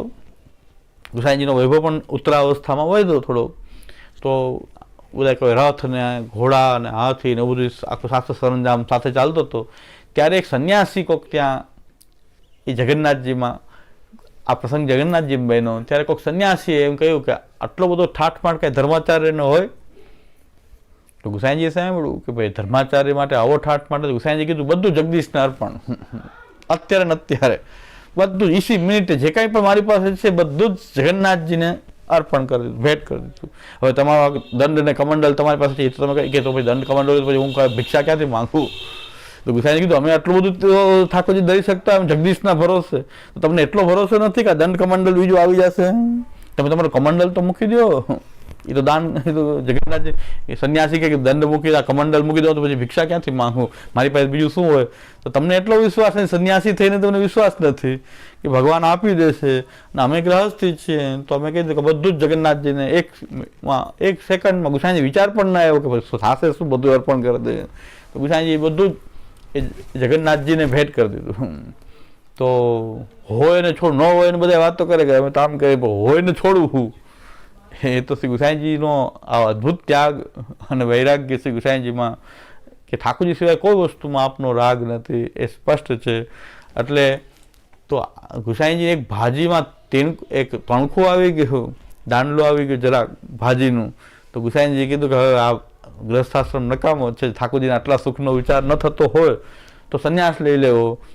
તો ગુસાઈજી ખાલી એટલી કાળજી એમ કે કોણે આ ભાજી કરી હતી, આપણે તો એમ કરીએ કોણે ભાજી કરી હતી, એને કેમ દાટલું રાખી દીધું. આપણે બીજા નામ, આપણે અમે તો બહુ સિદ્ધ ભક્ત છીએ એટલે આપણે તરત એમ ગોતીએ કોણે આમ ભાજીમાં આમ કર્યું, કોણે ભાજી વીણી હતી. બહુ સુખનો વિચાર, ઠાકોરજીને પરિશ્રમ થયો. ગુસાઈજીએ કીધું કે ભાજી ગમે વીણી પણ મેં ધ્યાન ન રાખ્યું, આખા ઘરનો મુખ્ય તો હું છું. તો એ મારી જ ભૂલ છે, કોઈને કહેવાની આવશ્યકતા નથી. તો આપણે કીધું આ ગ્રસ્થાશ્રમ તો સેવા માટે જ છે. જો સેવા જો ન ઠાકોરજીને થતી હોય તો આ ગ્રસ્થાશ્રમમાં રહેવાનું શું કામ છે, સંન્યાસ લઈ લે. તો ઠાકોરજી એમ કીધું કે મારા કપડાએ ભગવા રંગી લ્યો, મને ભેગો સંન્યાસી કરો. તમારે સંન્યાસ લેવો હોય તો નવનીત પ્રિયાજી કીધું કે મારા પણ રંગી નાખો કપડા, આપણે બે ભેગા સંન્યાસ લે. ઠાકોરજીમાં એટલો આપણો પ્રેમ છે, ઠાકોરજીને પણ એટલો આપણો પ્રેમ છે. આપણા પ્રભુ ઘરના ઠાકોરજી કદાચ આપણે સંન્યાસ લેવા જાય ને ઠાકોરજી એમ કે મને ભેગો રાખો, હું સંન્યાસી થાઉં.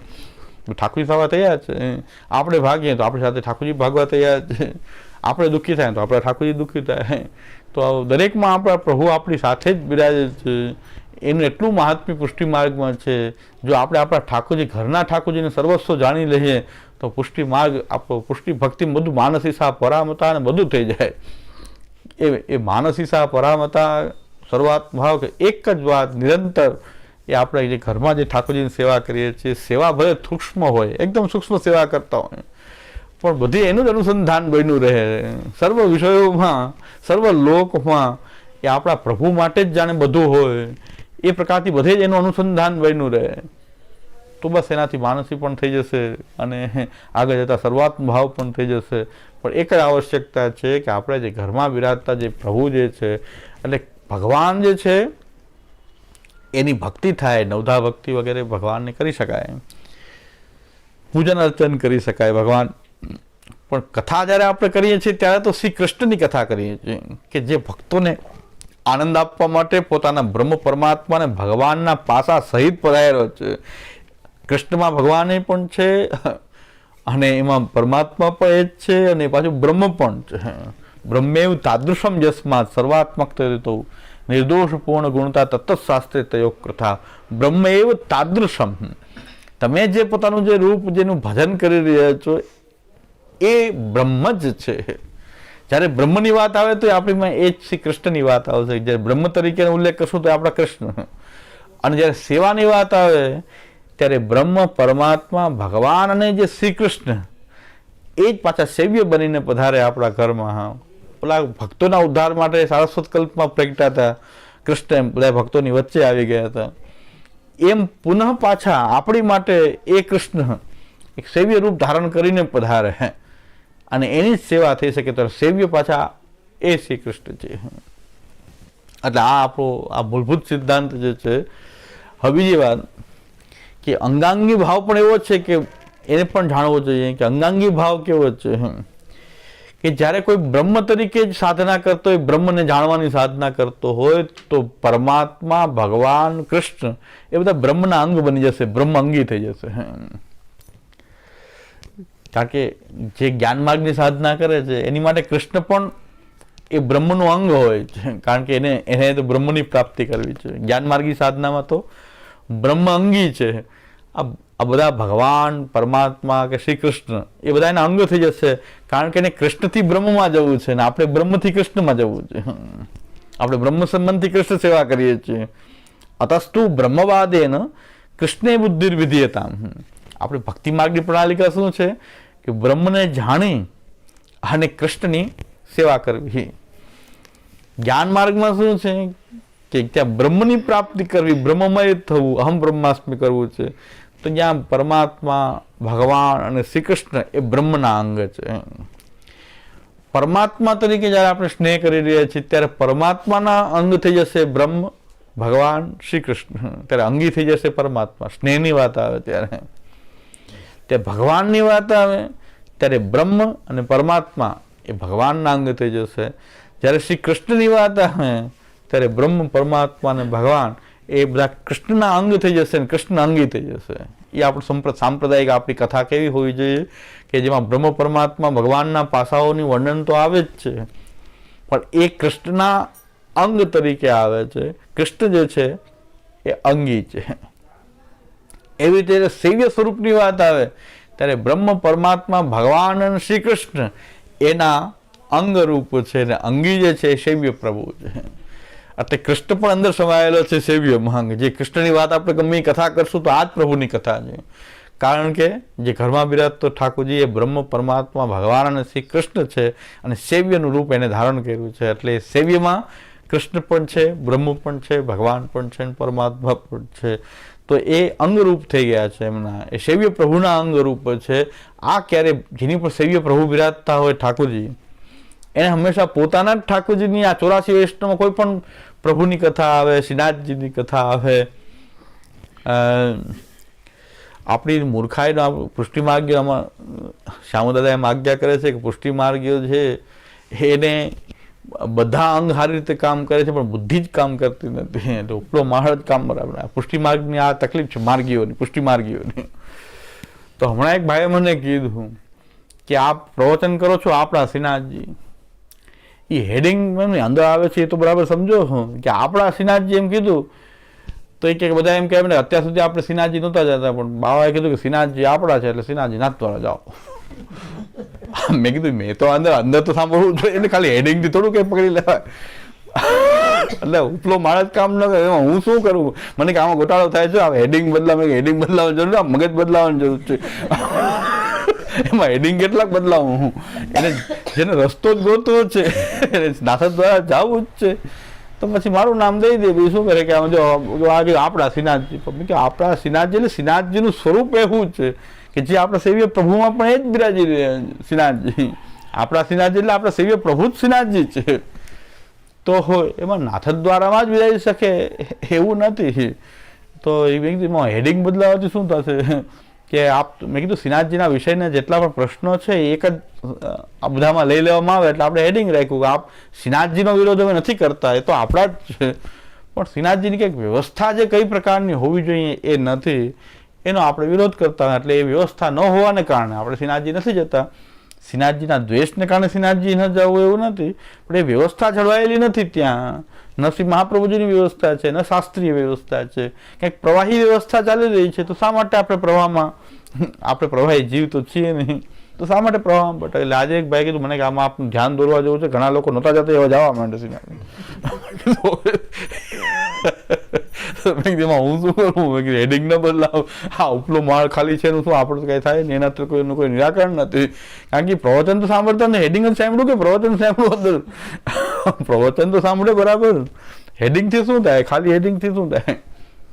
એટલે તો મને તો સુરતમાં એવો અનુભવ થયો કે સુરતમાં એક ભાઈ આગળ ચોપડો લઈને બેસી જાય અને પ્રવચન ચાલુ થાય ત્યાં સુધી પૂરું ત્યાં સુધી લખે, તો ત્યાં સુધી લખે. એટલે મેં કીધું આ ને બહુ વ્યવસ્થિત આ સમજે છે, બધું વ્યવસ્થિત લખે છે, નોટિંગ કરે બરાબર. પણ 4 દિવસ એવી હતી, ત્રીજે દિવસે એને બાજુવાળાને પૂછ્યું કે આમાં નથી ભાગવત આવતું, કે નથી આમાં કોઈ ભાગવતની કથા આવતી, કે નથી આમાં બીજું કંઈ ઠાકોરજીનું વર્ણન આવતું, આ વિષય શું છે એ સમજાતો નથી. બોર્ડ ઉપર લખ્યું હતું સામે અંતઃકરણ પ્રબોધ. હવે અંતઃકરણ પ્રબોધ 16 ગ્રંથ પ્રવચન માલા, નીચે લખ્યું હતું ગ્રંથ અંતઃકરણ પ્રબોધ. હવે એ 3 દિવસ ચાલી ગયા પછી પૂછે છે કે આ વિષય શું છે? તો હવે એનું શું કરવું? હવે આમ ઉપલો મારા મેં બોર્ડે લખ્યું પ્રવચન, મને વિચાર થઈ ગયો કે હું બોલ્યો શું આટલા દિવસ સુધી, કે આ એમ પૂછે છે કે વિષય શું, તો લખ્યું શું, એની નોટમાં શું લખ્યું હશે, એ આટલું બધું લખ્યું શું? કે આમાં ભાગવત નથી, પણ આ કે વિષય કંઈ અલગ જ ચાલે છે, નથી આમાં ભાગવતનું કાંઈ આવતું નથી આમાં. પણ મેં કીધું આ તો અંતઃકરણ પ્રબોધ ચાલે છે કે જલભેદ કે અંતઃકરણ, બેમાંથી એક ગ્રંથ હતો. અને અહીં રાયજીબાગમાં શિબિર થઈ તો અહીં તો બધા જ ભારતીયો, છતાં એમાં કોઈ પાછા આવા ઉપલા માળ ખાલીવાળા આવતા તો એ જ શિબિરમાં. તો યમનાષ્ટકની શિબિર પૂરું કરીને ગાડીમાં બેસતો હતો ત્યારે કે યમુનાજીનું કંઈક મહાત્મ્ય તો કહેજો કાલે. એટલે 2-3 દિવસ થઈ ગયા, એકાદ દિવસ બાકી હતો. મને કે કાલે કંઈક યમુનાજીનું કહ્યું, યમુનાજીનું તો ચાલે છે. હવે હજી તમને યમુનાજીનું તો કંઈ દેખાડવું નહીં, તો કે યમુનાજી વિશે કાંઈક કહેજો કાલે. મેં કીધું કાલે કહેજો. તો મેં કીધું આ બોલ્યો શું? મને શંકા થઈ ગઈ કે શું બોલ્યો. તો એવું બને ઉપલો માળનો એમાં શું કરવું શું? એટલે આપણે બધા એવા શ્રોતાઓ પણ હોય જ છે કે જેને વિષયની ખબર નહીં, 2 દિવસ શું સાંભળવું એ ખબર નહીં. હવે તો હેડિંગ વિશે શંકા થઈ ગઈ કે આપણે હેડિંગ આવું રાખ્યું કે આપણા શ્રીનાથજી આવે. નહોતા અત્યાર સુધી એમ કહેતા હતા કે અમે તો જે પુરુષોત્તમ બાવા કે એમ જ કરી છે. હવે આપણે કહી દીધું કે શ્રીનાથજી આપણા, એટલે હવે અમે જઈએ. હવે જવાનું મારે વાંક મારો કે હવે તો અમે શ્રીનાથજી જવા માંડ્યા, કારણ કે હવે તો આપણે પ્રવચન ચાલુ કરી દીધું કે આપણા શ્રીનાથજી. એટલે ભાઈ મારી વાત માનવાની નથી, ગ્રંથની વાત માનવાની છે. મહાપ્રભુનો સિદ્ધાંત કે થોડું બદલાઈ ગયો, હું બદલાઈ ગયો હોય એવું લાગે, ચાલો કે શ્રીનાથજીના ગુણગાન ગાવા માંડ્યો, કદાચ હું બદલાઈ ગયો હોય, પણ ગ્રંથ થોડો બદલાય, સિદ્ધાંત થોડો બદલાય, અને બદલાય તો એ સિદ્ધાંત થોડો કહેવાય. જેનો અંત સિદ્ધ, જેનો અંત છેલ્લે સિદ્ધ હોય, કે જે ક્યારેય બદલે નહીં, તો કન્ક્લુઝન ક્યારેય બદલવું ન જોઈએ, એ જ તો સિદ્ધાંત કહેવાય. તો સિદ્ધાંત થોડો બદલાય, હું કદાચ મારી બોલવામાં ભૂલ થઈ હોય, ચાલો હું બદલાઈ શકું, પણ સિદ્ધાંત થોડો બદલાય. સિદ્ધાંત તો આને જ રહેવાનો છે. એટલે આપણે બ્રહ્મ પરમાત્મા ભગવાન સહિત શ્રી કૃષ્ણ અને એ સેવ્ય, કે કેવું મહાત્મ્ય સેવ્ય સ્વરૂપનું થયું કે બ્રહ્મ પણ એ જ, ભગવાન પણ એ જ. કારણ કે શાસ્ત્રોમાં વેદમાં એને બ્રહ્મ કહે, ઉપનિષદોમાં બ્રહ્મ કહેવામાં આવે, પછી સ્મૃતિઓમાં એને પરમાત્મા, ગીતામાં એને પરમાત્મા તરીકેનું પરમ તત્વનું વર્ણન આવે, અને પુરાણોમાં ભાગવતમાં એને ભગવાન તરીકે વર્ણન આવે. અને એ જ પ્રભુ સાક્ષાત જ્યારે દસમ સ્કંદમાં જે રીતે ભગવાન પ્રકટ થઈ અને બધી લીલાઓ કરી, એ પ્રભુ શ્રી કૃષ્ણ, અને એ બધા પાસા સહિત એ સેવ્ય બનીને બધા, તો આ બધું મહાત્મ્ય અંતત સેવ્ય પ્રભુનું થશે. જેની ઉપર ઠાકોરજી બિરાજતા હોય એને તો બધે સેવ્ય પ્રભુનું સ્મરણ કરવું જોઈએ. એ બધા સચરાચર સૃષ્ટિના બધા ક્રિયાકલાપોમાં પ્રભુનું જ સ્મરણ કરવું જોઈએ. અને કોઈ કથા આવે તો એમાં પ્રભુનું જ, કોઈ પછી મથુરાધીશની કથા આવે કે દ્વારકાધીશની કથા આવે કે કોઈ સેવ્ય બીજા કોઈ સ્વરૂપોની કથા આવે, પણ બધામાં આપણા પ્રભુની જ આ કથા છે. એ પ્રકારથી કથા કરીએ તો આપણો નિરોધ પ્રભુમાં, સેવા અને કથાથી આપણો નિરોધ થઈ જાય. એ જ પ્રભુ, બધી જગ્યાએ એ જ પ્રભુનું સ્મરણ થાય કે જે આપણી પાસે બિરાજે. 2 સ્વરૂપ બિરાજતા, 4 સ્વરૂપ બિરાજતા, બધા જ શ્રી કૃષ્ણ સેવામાં જ બિરાજતા ઠાકોરજી જ છે. એની વિવિધ લીલાઓના રૂપો છે એક જ તત્વ, એક છે, લીલાના રૂપ અલગ અલગ છે, પણ 5 સ્વરૂપ બિરાજતા, 4 સ્વરૂપ બિરાજતા, પણ બધા જ એ શ્રી કૃષ્ણ રૂપે એને સમાન છે. અને સેવ્ય રૂપ પણ બધાનું સેવ્યપણું પણ છે. સેવ્ય રૂપ એક નહીં, પણ એ અનેક રૂપથી બિરાજતા હોય એવું બની શકે. તો એ સેવ્ય રૂપ છે. આ એક વાત છે કે આ રીતે નિરોધમાં આપણી ગતિ જે છે જલ્દી થઈ શકે. જો આ રીતથી આપણે કથા કરશું, આ રીતે સેવા કરશું, આવી કોઈ ખોટી કથાઓ કરીએ એના કરતાં તો વિશ્વરૂપ કથા કરી રહ્યા છે આપણે કે મહાપ્રભુજી ગુસાઈજી તો એ મહાપ્રભુજીએ પરિશ્રમ કર્યો અને ગુસાઈજી ગોપીનાથજી જલસા કર્યા. પણ જલસા તો તમે બધા કરી રહ્યા છો, તમે બધા મોનથાળ ઉડાવી રહ્યા છો મહાપ્રભુજી નામે. તમે તો બજારનું ખાઈ રહ્યા છો. તમને જ્યારે ઈચ્છા થઈ જાય તો તમે તો ગાંઠિયા ખાઈ લ્યો છો. આ પાછા વાત સિદ્ધાંતની કરવી, બીજાને ભણાવવું, પાછા બજારના ગાંઠિયા ખવાય હો, એમાં કંઈ એ લોકો ખાઈ લે છે. તો તમે જલસા તો તમે મારી રહ્યા છો, કાંઈ ત્યાગ કરવું જ નથી, કાંઈ સહન કરવું જ નથી. તમારે તો ગાંઠિયા બજારના ખાઈ લેવા છે, બજારનું ખાનપાન કરી લેવું છે. તમારે તો બધું ખાનપાન ચાલે છે.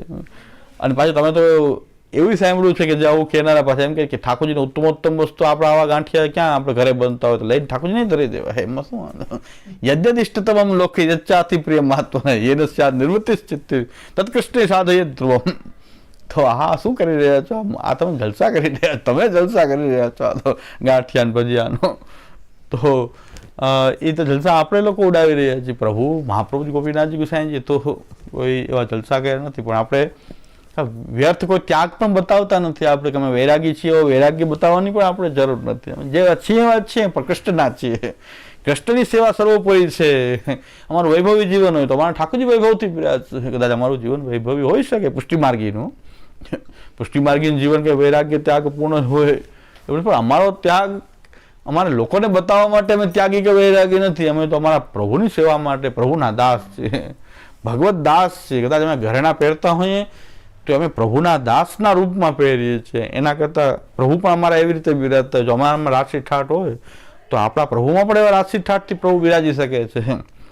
કારણ કે આપણું જીવન રાશિ ઠાઠ બનાવીને ઠાકોરજીનું જીવન એવું રાખીએ, ઠાકોરજી માટે કંઈ વિનિયોગ ન કરાવીએ તો આપણે બધા જેને કહેવાય છે ચોર છીએ. એ આપણે બધા ચોર ગણાશું.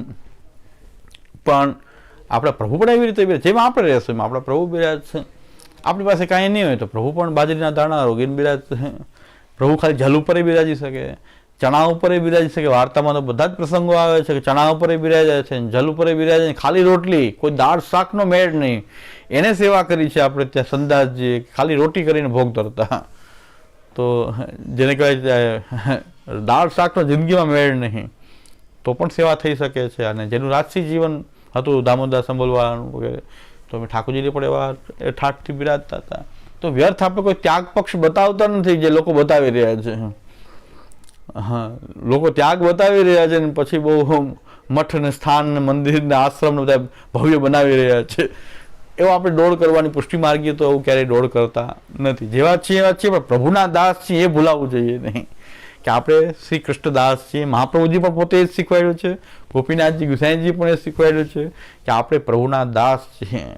તો પ્રભુના દાસ છીએ ઇતિ શ્રી કૃષ્ણદાસસ્ય વલ્લભસ્ય હિતમ વચ. આ જે મહાપ્રભુજીનું વચન જે છે આપણે બધાએ આપણા જીવનમાં કોતરવાનું જરૂર છે કે શ્રી મહાપ્રભુજી કહે છે કે હું કૃષ્ણનો દાસ. તો આપણે પણ એ પ્રભુના દાસ થઈને જે પણ જેવી રીતે પણ રહેતા હોય પણ કૃષ્ણ દાસ છીએ એ આપણે ભૂલવું જોઈએ નહીં. આ એક વાત. બીજી એ વાત એ છે કે અંગાંગી સંબંધ એવો છે કે આપણને તરત સેવા સમજાઈ જશે. સેવા આપણને તરત સેવા શું છે એ સમજાઈ જાય. તો અંગાંગી ભાવ એવો છે કે આખો આપણો આ દેહ છે એ અંગી છે. એના એક એક આ હાથ પગ મોઢું વગેરે એ બધા એના અંગ છે. તો આ બધા અંગો શું કરે છે? એ અંગીની સેવા કરે છે.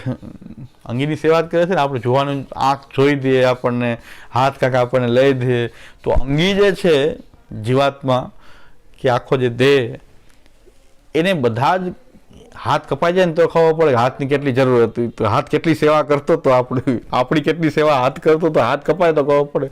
એક આંગળીમાં કંઈક લાગી જાય ને તો આપણને નડા કરે, તો આપણે વસ્તુ પકડવામાં બધામાં તકલીફ થવા માંડે. પણ દરેક અંગ જે છે એ અંગીની સેવા કરે છે ને, એ અંગીને સમર્પિત છે, કારણ કે એના વિના એનું અસ્તિત્વ નથી. હાથનું અસ્તિત્વ અહીંથી જોડાયેલો રહે તો એ હાથ છે, કપાઈને ફેંકાય છે તો પછી ફેંકી જ દેવો પડે છે. તો એ શું છે? એ સમર્પિત છે, એ અંગીને સમર્પિત છે, હાથ પગ આંખ નાક બધી. અને એ પાછા જે અંગી જે છે એની સેવા કરે છે, કંઈક ને કંઈક એના ઉપયોગ આવી રહ્યો, એમાં ઉપયોગમાં આવી રહ્યા છે કંઈક ને કંઈક. અને અંગી શું કરે છે? એ બધા જ અંગોનું પોષણ કરે છે. પોષણ તથા અનુગ્રહ આપણે જે કહીએ છીએ ને, ઠાકોરજી પોષણ પુષ્ટિ, આખા બધા અંગોનું પોષણ આ અંગી દ્વારા થાય છે ને. અંગી જે છે એ સર્વનું પોષણ કરે. જેમ કે જીવાત્માને આપણે અંગી માનીએ, આ બધા એના અંગ છે, દેહ વગેરે. તો જીવાત્મા જે છે એ નીકળી જાય તો આ બધા કોઈ અંગ કામ કરતા નથી. પોષણ કેના દ્વારા થઈ રહ્યું છે? જીવાત્મા દ્વારા આ બધા અંગોનું એ પોષણ થઈ રહ્યું છે. અથવા આખું એક આપણું શરીરનું જે સ્ટ્રક્ચર છે એ દરેક અંગોનું પોષણ કરી રહ્યો છે, કારણ કે એમાં જોડાયેલું છે બધું. ત્યારે એ કંઈક કામમાં આવે, એનાથી છૂટું પડતા જાય તો બધી વસ્તુ કામમાં નહીં આવે. પછી એ છૂટો પડેલો હાથને શું કરવું? એ જોડાયેલો રહેશે અંગીમાં તો એ શું થઈ ગયું? જોડાયેલું રહેવું એટલે સમર્પિત થઈ ગયું. એ અંગીને સમર્પિત છે આ અંગ, અને અંગી એનું પોષણ કરે છે. તો આખું જગત જે છે એ ભગવાન જે છે એ બધાના અંગીભૂત એ પ્રભુ છે, અને આખું જગત જે છે એ પ્રભુના અંગરૂપ હોવાથી એ પ્રભુને સમર્પિત છે. દરેક વસ્તુ પ્રભુને સમર્પિત છે, એટલે આપણે પણ પ્રભુને સમર્પિત છીએ. આમાં આપણે જ સમર્પિત છીએ એવું નહીં, પ્રભુ માટે તો બધું જ સમર્પિત છે. કે પ્રભુની વગર તો આ કોઈનું અસ્તિત્વ નથી, પ્રભુ વિના તો આ કોઈનું અસ્તિત્વ નથી. કારણ કે આની પાછળ એનું જે બ્રહ્માત્મક રૂપ જે છે, એટલે તો આપણે વિરાટનું એક રૂપ બતાવ્યું છે કે એમાં બધું આ લોક વગેરે એનું પોષણ કોણ કરી રહ્યું છે? આ વિરાટ. એટલે આમાં જે બતાવ્યું ને ચતુર્ભુજ, હે વૃક્ષે વૃક્ષે વેણુધારી પત્રે પત્રે ચતુર્ભુજ, એ ચતુર્ભુજ થઈને બધાને એ આશ્રય આપી રહ્યો છે. એટલે બધા જ આખું જે આ બધા બ્રહ્માંડ વગેરે જે છે એ બ્રહ્માંડ મૂર્તિ નારાયણને એ સમર્પિત છે. તો સમર્પણનો સિદ્ધાંત આપણો આ વસ્તુ આપણે કે આખું બધું જ પ્રભુને સમર્પિત છે, તો હું પણ પ્રભુને સમર્પિત છું. અસમર્પિત વસ્તુ નામ તસ્માદ વર્જનમ આચરે. અને એ જો આપણે સમર્પિત છીએ પ્રભુને, તો પ્રભુ આપણું પોષણ કરે છે, એ આપણી પર કૃપા કરી રહ્યા છે, પોષણ કરી રહ્યા છે. અત્યારે આપણે જીવાડી રહ્યા છે તો એ જ જીવાડી રહ્યા છે, એ પ્રભુ જ આપણું પોષણ કરી રહ્યા છે. અને પછી આપણે જ્યારે સેવા કરતા જશું તો આપણી ભક્તિ ભાવની વૃદ્ધિ વગેરે પણ સર્વાત ભાવ વગેરે પ્રભુ જ પુષ્ટિ કરીને આપણી ઉપર એ વિશેષ પુષ્ટિ ઉપર વિશેષ પુષ્ટિ પુષ્ટિ એક પુષ્ટિ તો છે કે પ્રભુએ આપણને પોતાની સન્મુખ રહ્યા, એક વિશેષ પુષ્ટિ કરી અને આપણને સર્વાત ભાવ માનસી વગેરે દાન તો આપણાથી થઈ શકે એમ નથી. આપણે સમર્પિત રહેવું અને પ્રભુ આપણી પર કૃપા કરતા જશે. સમર્પિત થઈને સેવા કરીએ, હું પ્રભુનો દાસ છું, ભૂલીએ નહીં. અને સમર્પિત રહેશું તો એ અંગી જે છે આપણું પોષણ કરશે, એ આપણું પોષણ કરશે. જે પ્રભુદાસજીની વાર્તામાં સ્પષ્ટ આવી રહ્યું છે કે પોષણ કેવી રીતે કહ્યું શ્રી આચાર્ય ચરણે, કે પ્રભુદાસજી જે છે એનો મર્યાદાનો સંગ છોડાવ્યો, એને વિરહ જાગૃત કરાવ્યો, એની અંદર નિરોધ સિદ્ધ કરાવ્યો, નિરોધ માર્ગમાં એમને લાવ્યા.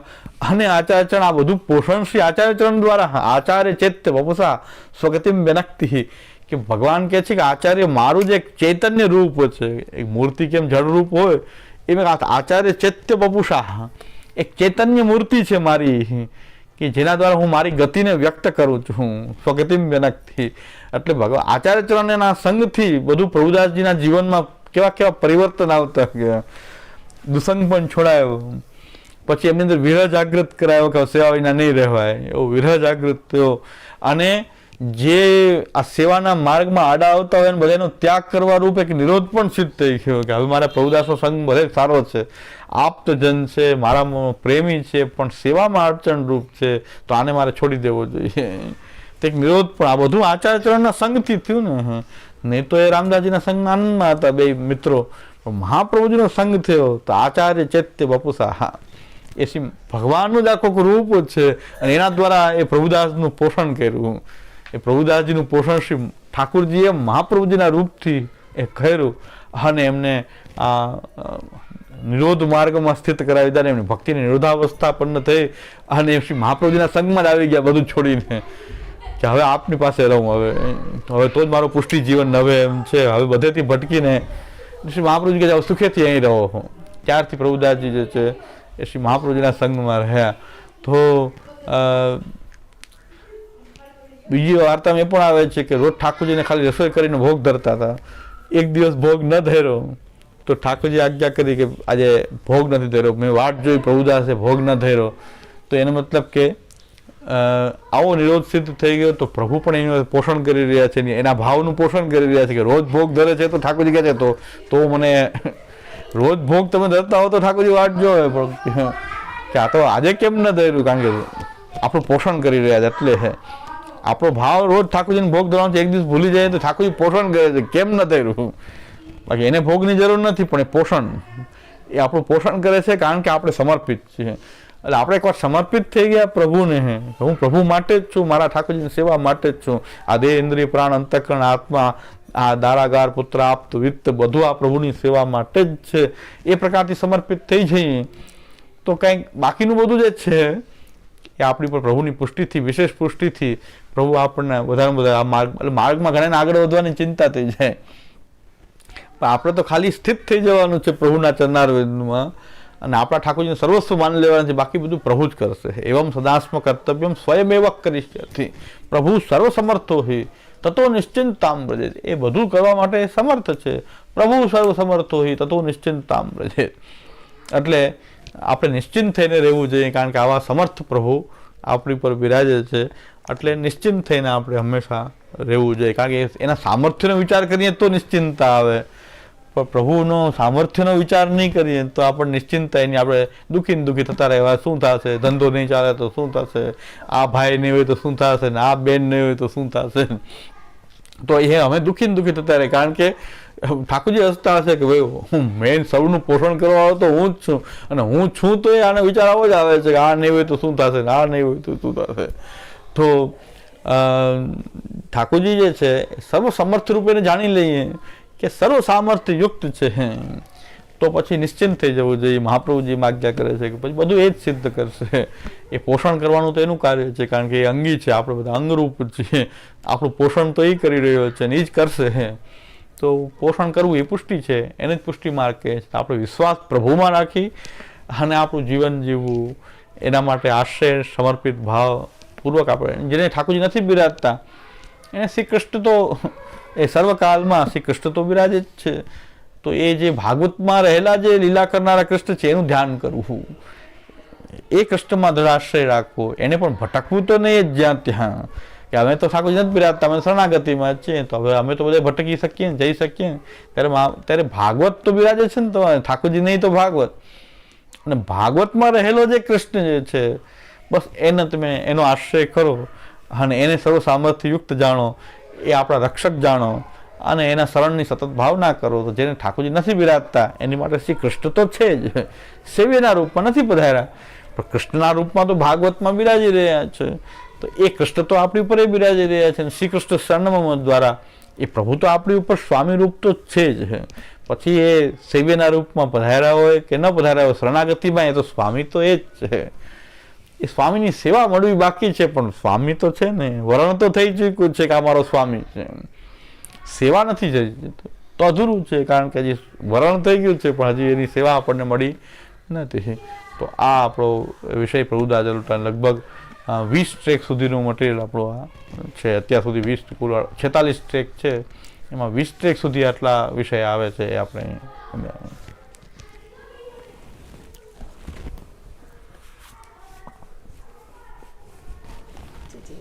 સમજાવ્યું કે ભજન ભગવાનનું થાય અને કથા કૃષ્ણની થાય તો ભજન અને કથામાં બેમાં શું ડિફરન્સ? હા, ભગવાન જે છે તો એના એક પાસો જ છે કે કૃષ્ણનું એક ભગવદ રૂપતાનું એક પાસું છે પણ ભગવાનનું ભજનનો અર્થ એ છે કે ભક્તિ. તો ભક્તિ તો એ કથાત્મિકા પણ છે, સેવાત્મિકા પણ છે, પણ નવધા ભક્તિની અંદર જે પૂજન અર્ચન વગેરે છે એ ભગવાનનું થઈ શકે. વિરાટ રૂપ હોય, ચાલ ભગવાનનું એક વિરાટ રૂપ છે, એનું પૂજન અર્ચન રૂપ જે ભક્તિ છે એક એમાં નભાવી શકાય છે. સેવારૂપ ભક્તિ નહીં, પણ પૂજન અર્ચનવાળી ભક્તિ એમાં આપણે નભાવી શકીએ છીએ. ભગવાનનું કોઈ વિરાટ રૂપ હોય, કારણ કે પૂજા માર્ગમાં મોટા મોટા વિગ્રહ હોય, તો જ્યાં પૂજન અર્ચન નભાવી શકીએ આપણે. એટલે અર્ચન ભક્તિ, પાદસેવન ભક્તિ, એ બધી એ ભગવાનના રૂપમાં આપણે કરી શકીએ છીએ. અને ખાસ કરીને જે કથાની વાત આવે, ભક્તોની વચ્ચે ભગવાનની જે લીલાની વાત આવે, ત્યારે આપણને ત્યારે એ વૈકુંઠમાં બિરાજતા ભગવાનની બદલે જ્યારે ભૂતલ ઉપર પધાર્યા છે એ જ કથા આપણને યાદ આવશે. એટલો થોડોક ડિફરન્સ એ છે કે ભક્તિ નવધા પ્રકારની છે. એ નવધા ભક્તિ જે છે એ ભગવાનના રૂપમાં થઈ શકે. વિરાટ રૂપ, ભગવાનનું રૂપ એટલે કોઈક વિરાટ વૈકુંઠમાં બિરાજતા, એના ધામમાં બિરાજતા, પુરાની વિરાટતા સાથે બિરાજતા હોય તો પૂજન અર્ચન વંદન કરી શકીએ. પૂજન આ બધી ભક્તિઓ છે ને, એટલે એ પ્રકારની નવધા ભક્તિ. અને કથા જ્યારે કરીએ ત્યારે તો એ ભક્તો વચ્ચે કેવી રીતે આવે છે, એ ભગવાન તો એના સ્થાનમાં બિરાજી રહ્યા છે ને આપણે પૂજન અર્ચન કરી રહ્યા છે. જેમ ક્ષીરસાગરમાં વિષ્ણુ પોયડા છે, તો એનું પૂજન અર્ચન રૂપ ભક્તિ તો કરી શકીએ આપણે. ભક્તિના ઘણા બધા પાસા છે ને. એ પૂજન અર્ચનવાળી જે નવધા ભક્તિ છે એ વિરાટ પ્રભુ પોયડા હોય વૈકુંઠમાં, ક્ષીરસાગરમાં, તો આપણે એની આ રીતની ભક્તિ કરી શકીએ. પણ જ્યારે કથાની વાત આવે તો એમને ભક્તો વચ્ચે પ્રકટ થઈ તેને શું લીલા કરી, ગાયો ચારીને, આ ધેનુકાસુરને માર્યો ને પ્રલંબાસુરને માર્યો, એ જે કથાઓ જે છે જ્યારે ભક્તો વચ્ચે આવે એની આપણે એક સ્વરૂપને કૃષ્ણ કહીએ છીએ.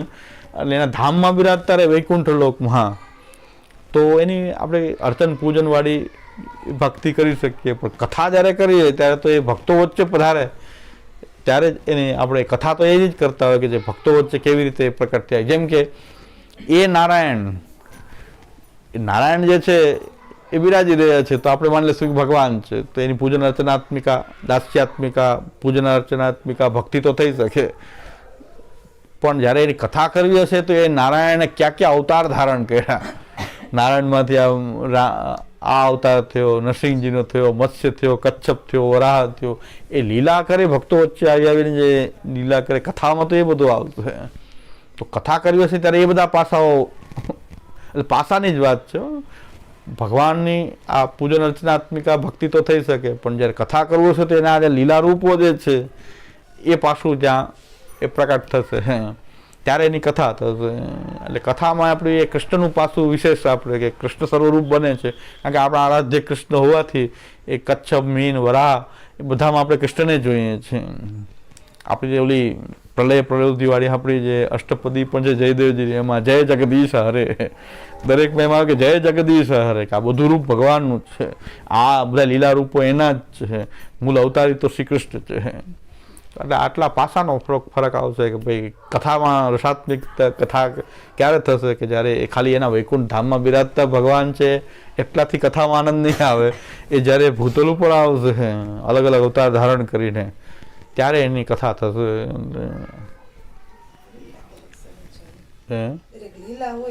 એમાં કથા આવશે. ઓલું ધામમાં બિરાજેલા વિષ્ણુ શેષ સાહેબ પોયડા છે.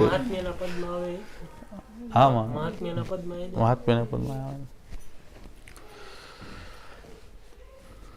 એટલે આવું આપણે જે 5 રૂપ જે છે પ્રભુના જ છે, તો થોડો એના પાસા ફરક થાય છે. બાકી છે તો એ શ્રી કૃષ્ણ જ છે, એમાં કોઈ વાત. કૃષ્ણ કહે ત્યારે આ બધું અખંડ પૂર્ણ મહાપુરુષ કે એ સમજાવવા માટે છે કે અખંડતા અને પૂર્ણતા. બાકી નારાયણ પણ પૂર્ણ છે, પણ એ તો કેટલા નારાયણ છે, ખંડિત પૂર્ણ છે. અખંડ પૂર્ણ તો આપણા ઠાકોરજી છે કે એમાંથી બધા નારાયણ પ્રગટ થાય છે. એનું સુંદર ડેમોન્સ્ટ્રેશન આ છે.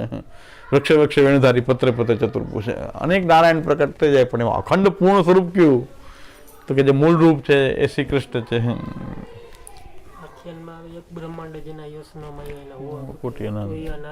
નારાયણ તો કોટી થઈ ગયા. નહીં, નારાયણ તો જેટલા બ્રહ્માંડ એટલા નારાયણ, બ્રહ્માંડ મૂર્તિ છે. મહાપ્રભુ બહુ સુંદર શબ્દો વાપરે છે. અખંડ પૂર્ણ પ્રાદુર્ભૂત સન કૃષ્ણ.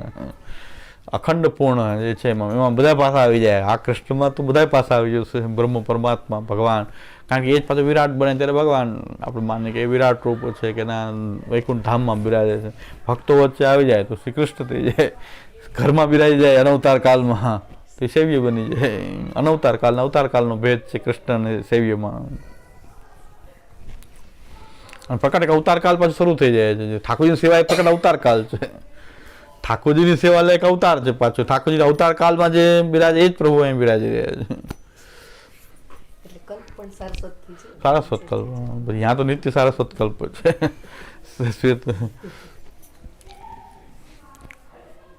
આવી દ્રઢ ભાવના સહિત જો સેવા કરીએ તો એ સેવામાં જલ્દી આધિદૈવિકતા પ્રકટ થઈ જાય. આપણે આધિદૈવિક લાગે તો સેવા લૌકિક ના રહે કે ભૌતિક નહીં રહે કે આધ્યાત્મિક નહીં, પણ આધિદૈવિક સેવા છે. કેવલ લીલા ઠાકોરજી રોજ કરે એ લીલા તેરી છે. ઠાકોરજી જે કરે એ લીલા તેરી છે. આપણા ઘરમાં ઠાકોરજી જાયગા તો લીલાથી આપણે લીલાના રૂપમાં જોતા નથી, સેવાના રૂપમાં જ ખાલી જોઈએ. ત્યાં સુધી આપણે સેવા કરી રહ્યા છીએ. પછી આપણને લીલા રૂપતા લાગે કે જેમ ઠાકોરજી લીલામાં જાગી રહ્યા છે એમ જ ત્યાં જાગી રહ્યા. એ જ રીતે રોજ કાંઈક નવી નવી લીલા કરે છે. આપણે ઠાકોરજી રોજ નવી લીલા કરે છે. આપણે સામગ્રી શું કરી શું થઈ જાય છે, પ્રભુ કંઈક લીલા કરી તો રોજની કંઈક નવી લીલા છે. તો આપણે રોજ આપણી ઠાકોરજી લીલા તો લખાતી જ જાય. આપણે લીલા રૂપ જોઈએ તો કે રોજ ક્યાંક ને ક્યાંક લીલા કરે છે. એટલે હમણાં એક વૈષ્ણવે કીધું કે ઓચિંતો હાર્ટ એટેક દુખાવો ઉપડો તો પછી સ્ટેન્ડ બેસાડવું પડ્યું.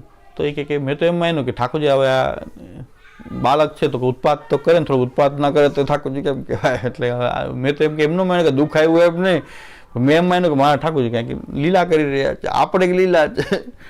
હા, તો લીલા રૂપતા જ્યારે દેખાવા માંડે તો પછી એને બાયપાસ કરાવવું પડ્યું કે દાખલ થવું પડ્યું ને ઓલું સ્ટેન્ડ બેસાડ્યા. એ કંઈક પ્રભુ ઉત્પાદ કર્યો, કંઈક ઉત્પાદ તો કરે ને, બાળકોએ તોફાન તો કરે ને. તો આ કંઈક તોફાન કરી રહ્યો છે કે દોડાદોડ કરાવી દીધી બધાને. તો કંઈક તોફાન એ કરી રહ્યો છે બેટા.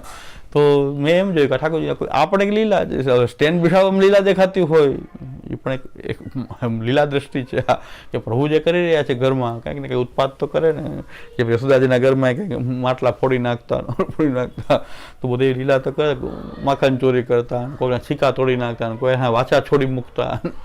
તો આપણા ઘરમાં સ્ટેન્ડ બેસાડવાનું દોડાદોડી કરાવી કે સ્ટેન્ડ બેચા દી સાજા થઈ ગયા. સાજા થઈ ગયા એની કૃપા, પાછા સાજા થઈ ગયા, બધું ગોઠવાઈ ગયું. ત્યાં ત્યાં જઈને ડૉક્ટરે કીધું કે ભાઈ બહારનું કાંઈ ખાવા નહીં દે, જલે બહારનું નહીં ચાલે, અમારે ત્યાં કે નિયમ છે. તો કે ડૉક્ટરે કીધું મને ડૉક્ટરને મળવા દો.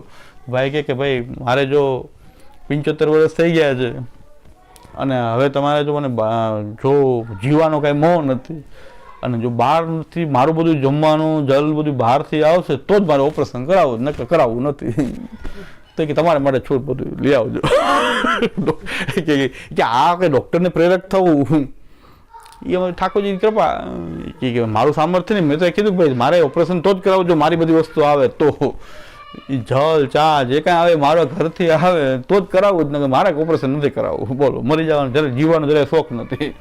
ડૉક્ટર કે તમે લઈ આવો બધું જ છૂટ, તમે તમારે લઈ આવો છો આનંદ. હું કહી દઈશ બધાને. તો કે એ કોને પ્રેરક થયું હતું કે મારા ઠાકોરજી બધું ગોઠવણ કરી દીધું ને કે બધું મારે બધું ચાલ્યું, કોઈ વસ્તુ લેવી ન પડી, બધું બહાર થયું. એ ઠાકોરજીવાળાના પ્રેરક થઈ ગયા. મારે તો ખાલી કહેવાનું હતું. તો એને ઉત્પાદ એને કર્યો, પછી પોષણ એને જ કર્યું ને પાછી સેવા લે છે અત્યારે. તો મેં કીધું આ બધા લીલા જ દેખાઈ રહી છે. આવી એક લીલા દ્રષ્ટિ આપણી અંદર આવી જાય સેવામાં. આજે કંઈ દુઃખે ન લાગે, પછી બધું આનંદ જ લાગે. બાયપાસ કરવા પણ દોડાદોડી થઈ ગઈ, બધું થયું પડે કે એમાં ઠાકોરજી ગોઠવણ કેવી કરી દીધી, બધું ચાલ્યું. આપણે જેમ જોતું હતું એમ બધું ડૉક્ટરે કીધું બધું કરી દઈશું, તમે આનંદથી તમારે બધું લઈ આવો, ખાઓ. બધા અહીં બધા નિયમ તમારા માટે નથી. તો એ બધું કરનાર પ્રભુ છે કે હું નહીં. કે પ્રભુએ પ્રેરણા કરી તું આમ બોલ, તો મેં આમ બોલ્યું. તો ડૉક્ટર કીધું તમને શું તેને પ્રેરક થયા કે નહીં તમારે ચાલશે, બીજાને નહીં ચાલે, તમારે ચાલશે. તો એને કીધું આ બધી લીલા આપણો ઠાકોરજી જ કરે છે ને. ઠાકોરજી આપણને કોઈ દુઃખ આપે નહીં, કોઈ છોડે નહીં, પણ કંઈક ઉત્પાદ તો કરે.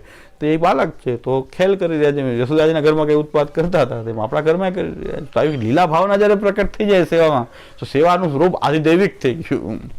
મને વૈષ્ણવજીને મેં કીધું આવો અમારું ક્યારે થશે. મને કહે આપના પ્રવચનથી બહુ અમને આ ભાવ. મેં કીધું મને એવું ક્યારે થશે, હું એમ માગું છું કે તમને આવો લીલા અનુભૂતિ થઈ રહી છે. હું તો ટેન્શનમાં આવી જાઉં, ક્યાં એવું થાય તો કાંઈ પણ થાય તો ટેન્શનમાં આવી જાઉં. તમને આવો એટલી લીલા અનુભૂતિ તમને છે તો એ તો અદ્ભુત વાત છે કે સેવા આધિદૈવિક રૂપ ધારણ કર્યું. હવે પ્રકાર અવતાર થઈ ગયો, અવતાર કાળ થઈ ગયો. કે હવે કાંઈ કોઈ વસ્તુ એવી ન લાગે કે જેમાં કંઈ આપણને કોઈ દુઃખ હોય કે સુખ હોય કે એવું કંઈ નથી. પ્રભુ આ લીલા કરી રહ્યો છે. પ્રભુની કોઈ લીલા રૂપતા આપણને સેવામાં પ્રકટ થઈ જાય. સેવાનું હવે સેવામાં તો થાય બહાર લૌકિક જે ક્રિયાકલાપ છે એમાં પણ લીલા દેખાઈ રહી છે. એ વૈષ્ણવ કહેતા કે આ સ્ટેન્ડ બેસાડવાનું શું લીલા, એ બધામાં કે લીલા એની જ ચાલે છે. તેમાં દેખાઈ રહ્યું છે કે મને પ્રેરક થયા, ડૉક્ટરને પ્રેરક થયા, બધું કામ પતી ગયું, શાંતિથી બધું થઈ ગયું, એટલે બધી એની લીલા છે. તો આ ભાવ આપણી અંદર સેવા કરતાં કરતાં જ્યારે આપણે પ્રભુને સર્વસ્વ માની લઈએ તો પછી, અને કીર્તન પણ આવે છે, ઉરાણામાં આવે છે, ગારી મત દીજો મોય ગરીબ નીકો જાય. ભાઈ ઉત્પાદ તમારે જે કાંઈ કોઈને મનને પણ કહેવું પડે ભાઈ કે ગારી મત દીજો. ઠાકોરજી ઉપર ત્યારે આપણને એમ થાય કે ઠાકોરજી આવું કેમ કહે, ત્યારે ભાઈ આ તો મેં ગરીબ નીકો જાય, બહુ વર્ષો પછી મળ્યા છે, તમારે જે કહેવું હોય મને કહી દે, ઠાકોરજીને કાંઈ ન બોલતા. યશોદાજીનો ભાવ આપણામાં આવવો જ જોઈએ કે ભાઈ તમારે જે કહેવું હોય અમને કહો, દોષિત અમે છીએ પણ મેં ગરીબ નીકો જાય. એટલે ઘણા વર્ષો પછી આપણને સહસ્ત્ર પરિવર્તન પછી મળ્યા છે. યશોદાજી કહે છે મને આ વૃદ્ધાવસ્થામાં પુત્ર પ્રાપ્ત થયો, હવે તમે આને કાંઈ કહો માં તમે. તો એ આપણું મનને આપણે કહેવું પડે. આપણું મન ઠાકોરજી ઉપર દોષારોપણ કરવા માંડે તો આપણે મનને કહેવું પડે કે ગારી મત દીજો મોય ગરીબ નીકો જાય. તો આ ગારી દેવાનો અધિકાર કોઈને નથી. તો એવો ભાવ, લીલાનો ભાવ આપણે કીર્તનો કરતાં કરતાં, સેવા કરતાં કરતાં, સૌથી મોટી વાત એ છે કે ઠાકોરજી કૃષ્ણ સાક્ષાત એ સેવ્યના રૂપમાં જે પધાર્યો છે, સાક્ષાત પૂર્ણ બ્રહ્મ પુરુષોત્તમ બ્રહ્મ પરમાત્મા ભગવાન અને શ્રી કૃષ્ણના બધા પાસાઓને લઈને બિરાજી રહ્યો છે, એવું જ્યારે આપણને આવે તો બધી લીલા દેખાશે. કારણ કે હવે તો અવતાર કાળ થઈ ગયો તો બધી લીલા જ થતી જોઈએ. તો બધું એની કંઈક લીલા રૂપ આપણને બધું દેખાવા માંડે. આ આપણી સાધનાનો મૂળ, આપણે આ સાધના કરવાની છે, આપણી સાધના આ છે. એમાં બધું 25% આપણે બધું કરીએ છીએ, 75% ઠાકોરજી કરે છે. આપણી સાધના એવી છે કે મહેનત આપણી કંઈક 25%, 75% એ ઠાકોરજી જ બધું પોષણથી જ, એની પુષ્ટિથી, કૃપાથી જ આપણું પાર પાડે છે. આપણે 25% કંઈક સેવા થોડી ઘણી કરીએ, તને વિતજા જેવી તેવી કરીએ, અને ઠાકોરજી બધું પોષણ કરી અને એને શરૂઆત ભાવ સુધી લઈ જાય. આ સાધના બધો ભાર પ્રભુ ઉપર છે. આપણો તો ખાલી થોડીક વાર સન્મુખ રહેવા પૂરતું જ છે, બાકી તો બધું પ્રભુ જ કરશે. એને પુષ્ટિ માર્ગ કહે છે આપણે. એટલે પ્રભુદાસ જલોટાની આ વાર્તામાં આ બ્રહ્મ પરમાત્મા ભગવાન સહિત જે આ વૃક્ષે વૃક્ષે વેણુધારીનો જે વાત જે છે, એમાં આખું આ બ્રહ્મ પરમાત્મા અને ભગવાન, ત્યાં ભગવદ રૂપતા તો છે ચતુર્ભુજમાં, પણ જે મૂળ રૂપતા બધું એક સાથે જે મૂળ રૂપતામાં રહેલું છે એ વૃક્ષના વેણુધારીમાં છે, કે જે બધા નારાયણોને એકમાં સમાવી દે પોતાની અંદર. એ પરમાત્મા, નારાયણ પાછા પરમાત્મા બને, નારાયણ ભગવાન પણ છે અને સર્વવ્યાપક પણ હોય. તો આ બધી એની એક સાથે એક સ્વરૂપમાં જ આપણે જ્યારે એ બધો અનુભવ કરી શકીએ એવું આ સેવ્ય રૂપ છે. એટલે આને નિધિ કહેવાય કે આમાં આપણને એટલી બધી વસ્તુ દેખાઈ રહી છે, બીજા બધાને ખાલી મૂર્તિ દેખાઈ રહી છે, આપણે તો બ્રહ્મ પરમાત્મા ભગવાન બધું આમાં જ દેખાઈ રહ્યું છે. અને આખો લીલા પરિકર, ઠાકોરજી, વ્રજ, બધું આ પ્રભુના કારણે જ બધું છે. દૃઢૈન ચરણન કેરું ભરોસો, દૃઢૈન ચરણ શ્રી વલ્લભ ચંદ્ર ચટાબિન, સબ જગમાં જ અંધેરો ભરોસો, દૃઢૈન સાધન જોર નહીં આ કલી મેં, જાસુ હોય નિવે સૂર્ય કહા કહે દ્વિધયા ધરો, વિના મોલ કો ચેરો ભરોસો, દૃઢૈન ચરણન કેરો ભરોસો, દૃઢૈન ચરણ. શ્રી વલ્લભાધીશ, શ્રી ગોપીનાથજી, શ્રી ગુસાઈજી પરમદેવા.